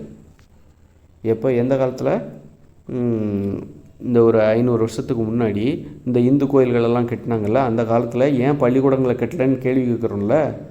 அந்த காலத்தில் வந்து இந்த மாதிரி ரொம்ப நுட்பங்கள் நிறைந்த ஒரு தொழிலை நாங்கள் செய்யலை. நாம் வந்து ஒரு நுட்பங்கள் நிறைந்த தொழிலை செய்யலை. இப்போ வந்து கோயில் கட்டினாங்க, அது ஒரு நுட்பம் நிறைந்தது அல்ல, நுட்பமானது இல்லையா அப்படின்னு நீங்கள் கேட்கலாம். அதில் வந்து நுட்பங்கள் வந்து வெளிப்படையான ஒரு நுட்பம். அதை வந்து சின்ன வயசில் ஒரு சும்மா எழுத படிக்க தெரிஞ்சிருந்தாலே போதும். நீங்கள் சின்ன வயசில் போயிட்டு சின்ன வயசுலேருந்து அந்த வேலையை செஞ்சாலே போதும், நீங்கள் அதை கற்றுக்குவீங்க.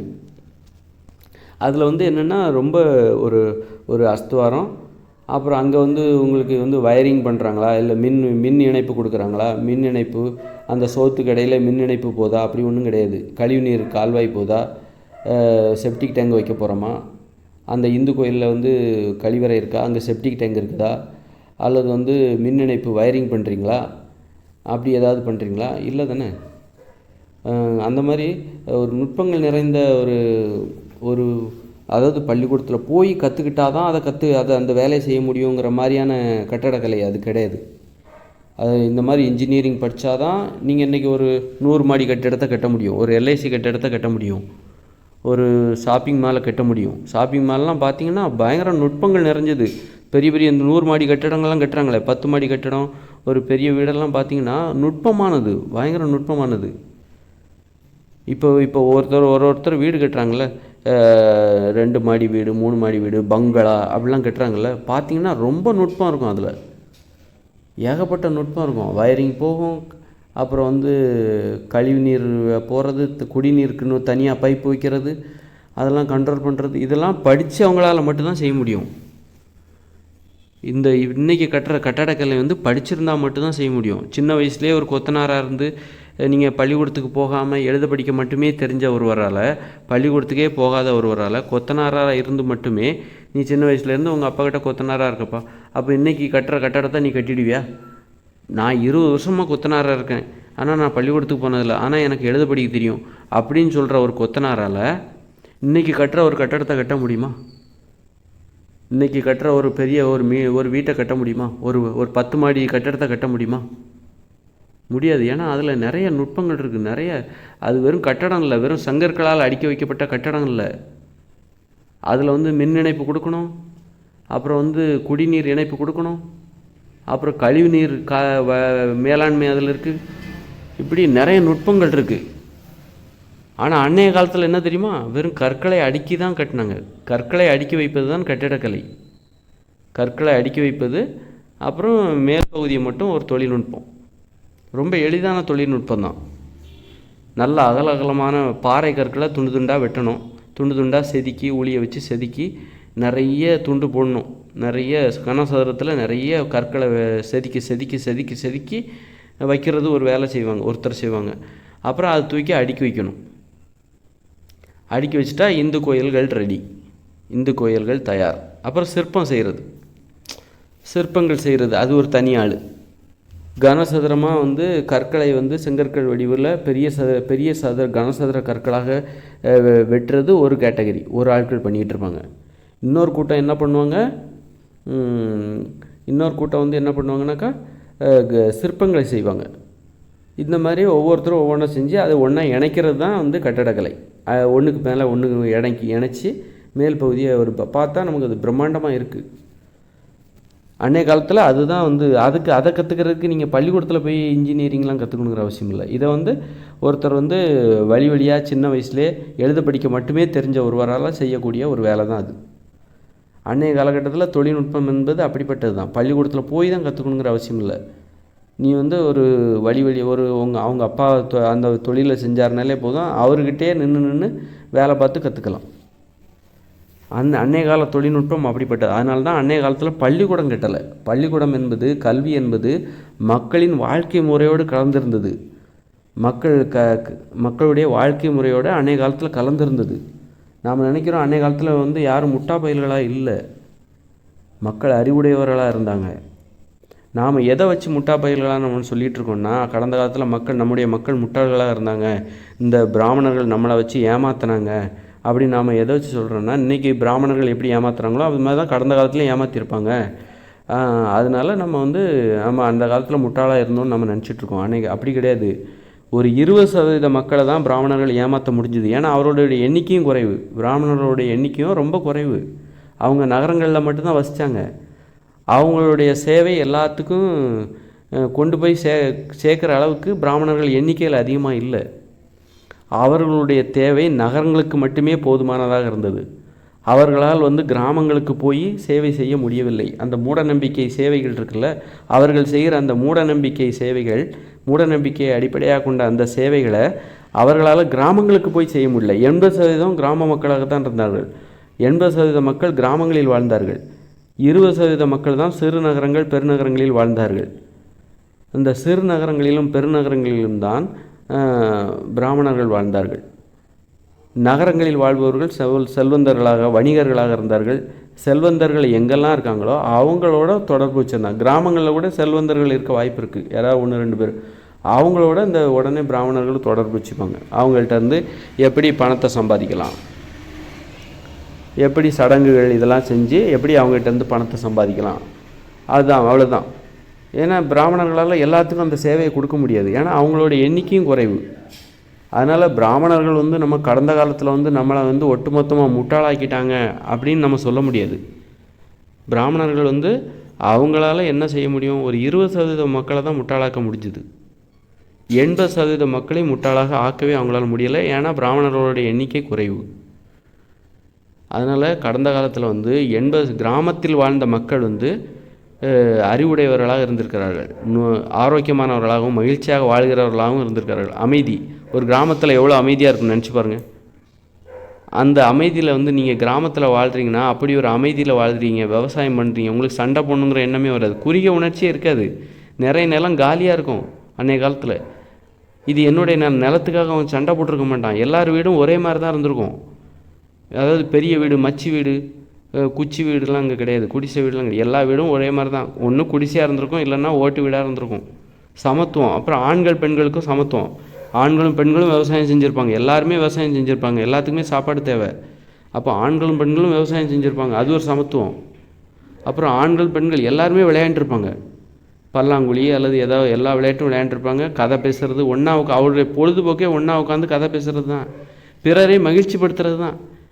நான் ஒரு பாட்டு பாடுறேன், நான் ஒரு கதை சொல்கிறேன், நீ ஒரு கதை சொல்லு, நம்ம எல்லாம் டான்ஸ் ஆடலாம், நம்ம எல்லாம் ஓடி பிடிச்சி விளையாடலாம். இதுதான் அவங்க வாழ்க்கை முறை. கிராமத்தில் அதுதான் பொழுதுபோக்கு.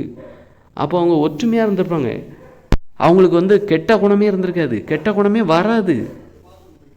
இருப்பதை பகிர்ந்து கொண்டு அன்போடு. அப்போ ஆணாதிக்கம் இருந்தது. ஆணாதிக்கத்திற்கு பெண்கள் உதவியாக இருந்தாங்க. ஆனால் ஆண் சர்வாதிகாரம் இல்லை, பெண் அடிமைத்தனம் என்பது அங்கு இல்லை. அதனால் அன்றைய காலத்தில் பெரும்பாலான மக்கள் நல்ல அறிவுடையவர்களாக வாழ்ந்திருக்கிறார்கள். ஆனால் இதில் என்னென்னா, இப்போ படையெடுப்பெல்லாம் இருக்குதுல்ல, அதுவும் எப்போதும் வந்துக்கிட்டே இருக்காது. படை எடுத்துக்கிட்டே இருக்க மாட்டாங்க. படை எப்போ பார்த்தாலும் போர் நடந்துக்கிட்டே இருக்குன்னுலாம் சொல்ல முடியாது. ஏன்னா போர் அழிவு நிறைந்தது, சாவு நிறைந்தது. ஒரு போர் நடந்துச்சுன்னா அங்கே 100-200 பேர் சாகிறதுக்கு வாய்ப்பு இருக்குது. அதனால் இந்த போர்கள் கூட எங்கே நடக்கும்னா நகரங்களில் தான் நடக்கும். நகரங்களை தான் அவர்கள் தாக்குவார்கள். கிராமங்களை போயிட்டு ஒரு போர்னு சொல்லிட்டு கிராமத்தில் போயெல்லாம் எல்லாம் சண்டை போட முடியாது. இப்போ ஒரு எதிரி நாட்டு வீரர் படையெடுத்து வராருப்பா, அரண்மனை எங்கே இருக்குது, நகரங்களில் தான் இருக்கும். அப்போ எதிரி நாட்டு வீரர் எத்தனை பேர் வருவார், 1000 பேர் வருவாரா? அப்போ இந்த அரண்மனையை கைப்பற்றுறது தான் அவங்களுடைய வேலை. இந்த 1000 பேர் எவ்வளோ கிராமங்கள் இருக்குதுன்னு நினச்சி பாருங்கள், எவ்வளோ கிராமங்கள் இருக்குது. அங்கே போயிட்டு இவங்க சண்டை போட முடியுமா? ஒரு கிராமத்தை வேணால் சுற்றி வளைக்கலாம். அப்புறம் எப்படி ஒவ்வொரு கிராமத்துலேயும் போக முடியுமா?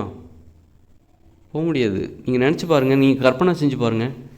அந்த காலத்தில் போர்கள்லாம் நடந்துச்சுன்னா அப்படின்னா எங்கே செல்வங்கள் இருக்குது, எங்கே நகைகள் இருக்குது, எங்கே மக்கள் எங்கே போனால் கொள்ளையடிக்கலாம். அப்போ நகரங்கள், அரண்மனை எங்கே இருக்கோ அங்கே தான் போவாங்க. வீரர்களும் அங்கே தான் இருப்பாங்க. வீரர்கள் சண்டை போடுற வீரர்கள் கிராமங்கள்லாம் இருக்க மாட்டாங்க. அதனால் கிராமங்களுக்கு போய் படையெடுத்து சண்டை போட்டு எதிரி நாட்டு வீரர்கள் வந்து கிராமங்களுக்கு போய் படையிட்டு சண்டை போட்டு என்ன பண்ண போகிறாங்க? அந்த கிராம மக்களை அடிமைப்படுத்தி அவங்க என்னத்தை கொள்ளையடிக்க போகிறாங்க? என்னத்தை அள்ளிட்டு போக போகிறாங்க? அது எப்படி வெற்றியாக இருக்கும்? அதனால் வந்து கிராமத்துக்கே சண்டை போட்டிருக்க மாட்டேங்குது. கிராமத்தில் போய் படையெடுக்கிற வேலையே இருந்திருக்காது. அந்த காலத்தில் கிராமங்களில் போய் படையெடுக்கிற வேலையே இருந்திருக்காது. எங்கே நகரங்கள் இருக்குதோ அங்கே தான், எங்கே அரண்மனை இருக்குதோ அங்கே மட்டும்தான் படையெடுத்திருப்பாங்க. அங்கே தான் வந்து சண்டைகளே நடந்திருக்கும். கிராமங்கள் வந்து பெரும்பாலும் அமைதியாக இருக்கிற மாதிரி தான் அமைதியாக இருந்திருக்கும். கிராமங்களில் என்ன நடக்கும் அப்படின்னா, இந்த மன்னர்கள் போயிட்டு குதிரைகளில் போயிட்டு இந்த வரி வசூல் பண்ணுறது, அந்த மாதிரியான வேலைகள் தான் நடந்திருக்கும் கடந்த காலங்களில். கிராமங்கள் வந்து அன்னைக்கு வந்து எப்போ அமைதியான இடமாக இருந்திருக்குது. அமைதியாக வாழ்வதற்கு ஏற்ற இடமாகவும் மகிழ்ச்சியாக வாழ்வதற்கு ஏற்ற இடமாகவும் அங்கே இருந்திருக்குது. கிராமங்கள் என்பது இருந்திருக்கிறது. அந்த கடந்த காலங்களில் நிறைய போர் நடக்கும், அடிக்கடி போர் நடக்கும். அப்படிங்கிறது கடந்த காலில் போர் வந்து ரொம்ப கஷ்டமாக. இன்றைக்கி வந்து போருங்கிறது இருக்கிற இடத்துலேருந்து பல 100 கிலோமீட்டருக்கு அங்கிட்ட யோகனை ஏவி நம்ம எதிரி நாட்டு வீரர்களை நம்ம தாக்குதல் பண்ணி அழிச்சிடலாம். நம்ம கஷ்டமே பட வேண்டாம். சுவிட்ச் எடுத்துனா போதும், இங்கேருந்து பாஞ்சு ஆயிரக்கணக்கான கிலோமீட்டருக்கு அங்கே உள்ள ஒரு எதிரி நாட்டு இலக்கை வந்து தாக்குதல் பண்ணுறதுக்கு இன்றைக்கி தொழில்நுட்பம் இருக்குது. அப்படி விமானத்தில் பறந்து குண்டு போட்டு போயிடலாம். ஆனால் அன்னைய காலத்தில் போருங்கிறது எப்படிப்பட்டதுன்னா, நேருக்கு நேராக சண்டை போடணும். 2 பேர் சண்டை போடுறாங்கன்னா அதில் ஒருத்தர் கண்டிப்பாக செத்து போவாங்க. இப்போ வந்து 2 நாட்டு வீரர்களும் சண்டை போடுறாங்கன்னு வைங்க. ஒவ்வொரு நாட்டு வீரர்களும் ஒரு நாட்டு வீரர்கள் வந்து 200 பேர் இருக்காங்க, இன்னொரு நாட்டு வீரர்கள் 200 பேர் இருக்காங்கன்னா, இதில் வந்து கண்டிப்பாக ஏதாவது ஒரு நாட்டு கண்டிப்பாக ஒரு 200 பேராக செத்து போயிடுவாங்க. அப்போ அன்றைய காலத்தில் போருங்கிறதும் ரொம்ப ஆபத்தான நடைமுறையாக இருந்திருக்கு. இன்றைய காலத்தில் வந்து போருங்கிறதே கொஞ்சம் ஈஸி தான். இங்கேருந்து சுவிட்சை தட்டினா போதும், பீரங்கி அப்படி ஒரு 1000 மீட்டர் அங்கே இருக்கிற ஒரு இடத்த போய் பீரங்கி குண்டு போட்டுரும். ஏவுகணை இங்கேருந்து அடித்தா போதும், ஒரு 500 கிலோமீட்டருக்கு அங்கிட்டு இருக்கிற ஒரு இடத்த ஏவுகணை தாக்கிட்டோம். மேலேருந்து விமானத்தில் பறந்து குண்டை போட்டு அடிச்சிடலாம். பாதுகாப்பாக இன்றைக்கி சண்டை போடுறதுக்கு நிறைய வழிகள் இருக்குது. ஆனால் அன்றைய காலத்தில் அப்படி கிடையாது. அதனால் அவங்க போரிடுறவங்க என்ன பண்ணுவாங்கன்னா, முக்கியமான இடம் இதுனா நகரங்கள், அரண்மனை இருக்கிற இடத்த தான் போய் தாக்குவாங்க. கிராமங்களை வந்து டிஸ்டர்ப் பண்ண மாட்டாங்க. கிராமத்தில் இருக்கிறவங்க இந்த போர் பயம் இல்லாமல் வாழ்ந்திருப்பாங்க, வன்முறை பயம் இல்லாமல் அதிகமாக வாழ்ந்திருப்பாங்க. அந்த மாதிரி ஒரு அமைதியாக வாழ்கிறவர்கள், ஒற்றுமையாக உறவுமுறை, சந்தோஷம், மகிழ்ச்சி, பொழுதுபோக்கு, ஆடல் பாடல், பொழுதுபோக்கு, இதுதான் அப்போ உறவுமுறை. அப்போ இதுக்கெல்லாம் நல்லா பேசுகிறது, நிறைய பேசுவது, சிரிப்பது, சந்தோஷமாக இருப்பது, இதுக்கெல்லாம் என்ன தேவை? மொழி தேவை. மொழி தான் கருவி, மொழி தான் பாலம், மொழி தான் இணைப்பு. மொழி என்பது அவர்களுக்கு பயன்பட்டது. அதனால் மொழி வளர்ச்சி அந்த காலத்தில் சூப்பராக இருந்துச்சு. அதனால தான் மரபு கவிதை என்பது அந்த கால மக்களிடம், மரபு கவிதை ஏன் தோன்றியதுன்னா, அந்த கால மக்கள் அப்படி ஒரு வாழ்க்கையை வாழ்ந்திருக்காங்க. அதனால தான் மரபு கவிதை தோன்றியது. இன்றைக்கி நாம் ஒன்றா உட்காந்து பேசுகிறதில்ல. அதாவது ஒரு குடும்பமாக உட்காந்து நம்ம பேசுறதில்ல, சாப்பிட்றதே இல்லை. குடும்பமாக உட்காந்து சாப்பிட்றோமா, ஒன்றா உட்காந்து சாப்பிட்றோமா? கிடையாது. அது ஒவ்வொருத்தரும் ஒவ்வொரு நேரத்தில் வராங்க. இங்கே ஒரு ஒழுங்கே இல்லை. அதனால தான் இன்றைக்கி வந்து பேசுவது குறைஞ்சிச்சு, ஒரு அன்பாக பேசுவது குறைஞ்சிச்சு. அதனால தான் அந்த மொழி வந்து வளர்ச்சி அடையாமல் கெட்ட வார்த்தை தான் அதிகமாக பேசுகிறோம். அதில் வேறு ஆங்கிலத்தில் வேறு பேசணும்னு சொல்லிட்டாங்க, ஆங்கிலத்தில் வேறு படிக்கணும்னு சொல்லிட்டாங்க. மொழி இதனால் வந்து நம்ம தாய்மொழி ரொம்ப சரிஞ்சு போச்சு. அதனால் உறவுமுறை ரொம்ப பாதிக்கப்படுது. அதனால் மொழி என்பது வந்து இன்றைக்கி வந்து கவிதையெல்லாம் தரம் தாழ்ந்து போனதுக்கு அதான் காரணம். புது கவிதை அப்படி இப்படின்னு சொல்லிட்டு கவிதை தரம் தாழ்ந்து போனதுக்கு அதான் காரணம். ரொம்ப எளிதாகி மலிவாகி போனதுக்கு அதான் காரணம்.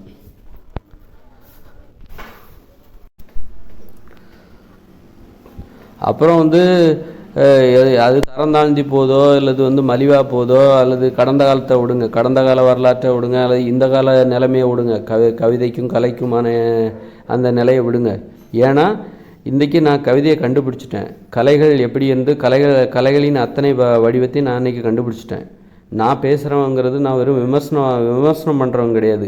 அந்த கால கவிதை இந்த கால கவிதையோட ஒப்பிட்டு விமர்சனம் செய்கிறவன் மட்டும். நான் ஒரு விமர்சனம் மட்டுமே பண்ணுற ஒரு ஆள் கிடையாது.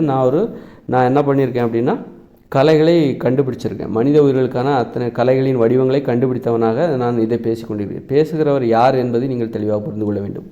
நான் இவ்வளோ விஷயம் சொல்கிறேன் அப்படின்னா இதை சொல்கிறவன் யார் அப்படிங்கிறது புரிஞ்சுக்கணும். அப்போ அது எந்த அளவுக்கு உண்மையானது, நம்பகமானது, நான் சொல்கிற அந்த கதைகள் எந்த அளவுக்கு நம்பகமானதாக இருக்குது அப்படிங்கிறது நீங்கள் புரிஞ்சுக்கணும். அதனால் இன்றைக்கி நான் சொல்கிறேன், இன்றைக்கி நான் கலைகளை ஒரு இன்றைக்கி கவிதைன்னா என்ன, ஓவியம்னா என்ன, எல்லாத்தையும் நான் கண்டுபிடிச்சி ஒரு புத்தகமாக வெளியிட்டிருக்கிறேன். அது நீங்கள் பாருங்கள், அந்த புத்தகத்தை எடுத்து பாருங்கள்.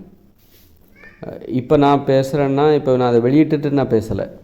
ஏன்னா இந்த ஆடியோவை நீங்கள் கேட்கும்போது, இந்த வீடியோவை நீங்கள் கேட்கும்போது அந்த புத்தகத்தை நான் வெளியிட்டிருப்பேன்.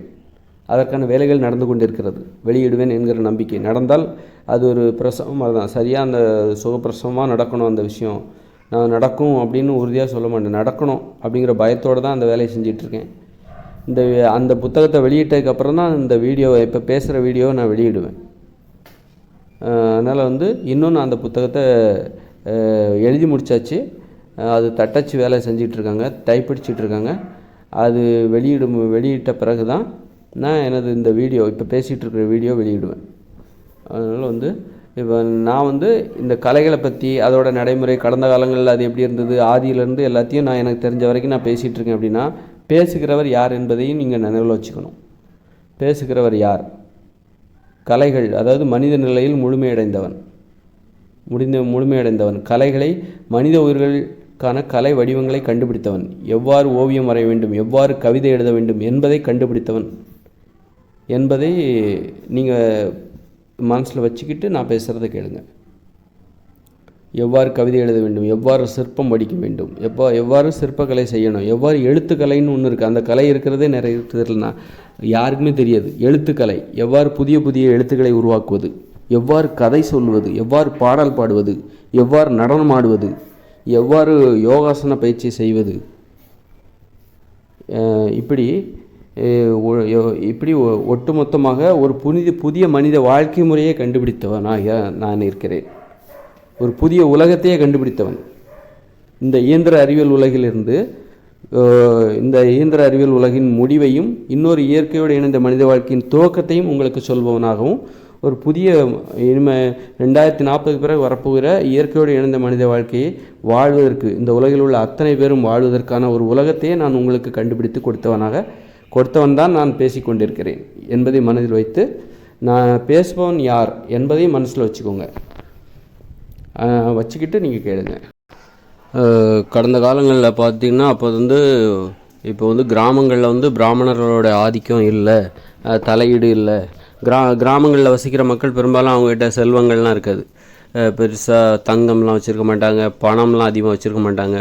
அந்த காலத்தில் ஒரு 500 வருஷத்துக்கு முன்னாடிலாம் நீங்கள் கடையில் போய் ஷாப்பிங் வாங்குறது, போய் ஷாப்பிங் பண்ணுறது, நிறைய பொருட்களை வாங்குறது, இந்த மாதிரி நடைமுறைலாம் அப்போ இருந்திருக்காது. அப்போது ஒரு கிராமத்தில் வசிக்கிற மக்கள்கிட்ட என்ன இருந்திருக்கும்னா உணவுகள் தான் இருந்திருக்கும், தானியங்கள் தான் இருந்திருக்கும். வேறு பணம் அப்படிங்கிற மாதிரியான நடைமுறை, நாணயங்கள், அதெல்லாம் பேரளவுக்கு தான் இருந்திருக்கும்.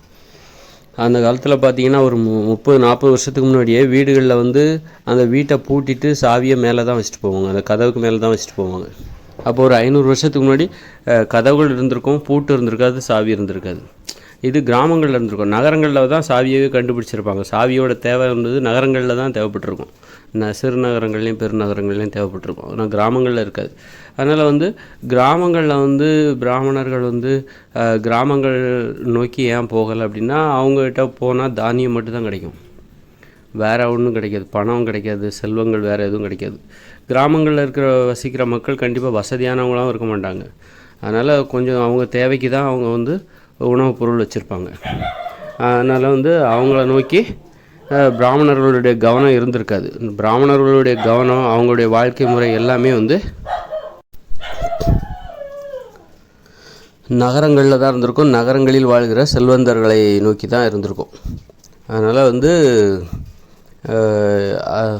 கிராமங்கள் மூட நம்பிக்கைகள் இல்லாத இந்து மதத்தை பற்றியே தெரியாமல் இருந்திருக்கலாம். இந்து மதங்கிறது அப்போ இருந்திருக்காது. அவங்கெல்லாம் இந்து மதத்துக்குன்னு ஒரு கோட்பாடு, அதாவது இப்போ என்னென்னா, இப்போ 500 வருஷத்துக்கு முன்னாடி குரான் இருந்திருக்க வாய்ப்பு இருக்குது, பைபிள் இருந்திருக்க வாய்ப்பு இருக்குது. ஆனால் வந்து இந்தியாவில் பார்த்திங்கன்னா கிராமங்களில் வந்து இந்த மாதிரி எந்தவித மத கோட்பாடுகளும் கொள்கைகளும் வந்து பரப்பப்படவில்லை, அதை பற்றி பேசப்படவில்லை, கிராமங்களில் பேசப்படவில்லை. அப்போ பெரும்பாலான மக்கள் அதை பேசவே இல்லை. இந்த புராணங்களில் உள்ள விஷயங்களை வந்து கிராமங்களில் உள்ள மக்களுக்கு தெரியாமல் இருந்திருக்க வாய்ப்பு இருக்குது. அப்புறம் வந்து என்னென்னா, அதனால் வந்து அவங்க வந்து எப்போவுமே வந்து கடவுள் சொன்னார், இயேசு சொன்னார், அல்லாஹ் சொன்னார்னு சொல்லிட்டு எதையும் சொல்லிகிட்டு இருக்க மாட்டாங்க. அவர் சொன்னார், அவர் சொல்கிறபடி நீ நடந்துக்கோ அப்படின்னு சொல்லிட்டு எதுவும் பேச மாட்டாங்க. அவங்கவுங்க சுய சிந்தனையை அடிப்படையை கொண்டு அவங்களுக்கு என்ன தெரியுமோ அதை பேசுவாங்க. அதுதான் வந்து கடந்த காலத்தில் வந்து தமிழர்களுடைய வாழ்க்கை முறையாக இருந்திருக்கு. தமிழர்கள் என்ன பேசியிருக்காங்கன்னா, இப்போ வந்து ஒரு இஸ்லாமியர் வந்து 500 வருஷத்துக்கு முன்னாடி எப்படி பேசியிருப்பார், அல்லாஹ் என்ன சொன்னார், அல்லது கிறிஸ்தவர் என்ன பேசியிருப்பாருன்னா கிறிஸ்தவர் என்ன சொன்னார், அல்லது பிராமணர்கள் என்ன சொல்லியிருப்பாங்கன்னா கிருஷ்ணர் என்ன சொன்னார் அப்படின்னு சொல்லிட்டு யாரையோ ஒருத்தர் அவர் என்ன சொன்னார் அதன்படி அதை வேத வாக்காக நினச்சிக்கிட்டு அதன்படி அவங்க வாழ்வாங்க. சுயமாக சிந்திக்க மாட்டாங்க இந்த மாதிரியான மக்கள். ஆனால் தமிழர்கள் வந்து அவங்களுக்கு எந்த மதமும் கிடையாது. குறிப்பாக இந்தியர்களில் பெரும்பாலானவங்களுக்கு எந்த மதமும் கிடையாது. ஆனால் தமிழர்களுக்கு எந்த மதமும் இல்லை. அப்படி இருக்கும்போது அவங்க வந்து சுயமாக சிந்தித்து பேசியிருப்பாங்க. மற்றவங்கள்ட்ட பேசும்போது யார் சொன்ன கருத்தையும், அதாவது கடந்த காலங்களில் இந்த மாதிரி கடவுளுங்கிற பேரில் ஒருத்தர் சொன்ன கருத்தாக சொல்லிக்கிட்டு அதை வந்து மேற்கோள் காட்டி பேசுகிற வழக்கம் அவங்கள்ட்ட இருந்திருக்காது. கடந்த காலத்தில் வாழ்ந்த தமிழர்களிடம் இருந்திருக்காது. சுய சிந்தனை அப்போது பேசணும் அப்படிங்கும்போது ஒரு கருத்தை சொல்லணும் மற்றவங்களுக்கு அப்படிங்கும்போது அவங்க சுயமாக சிந்தித்ததை தான் சொல்லுவாங்க, தனக்கு தெரிஞ்சது தான் பேசுவாங்க. மற்றவங்க யாரோ சொல்லிட்டு போனதை வழியாக அப்படி தலைமுறையாக கடத்துக்கிற பண்பு வந்து தமிழர்களிடம் இல்லை அப்படிங்கிறது தான் வந்து இதில் நான் சொல்கிற விஷயம்.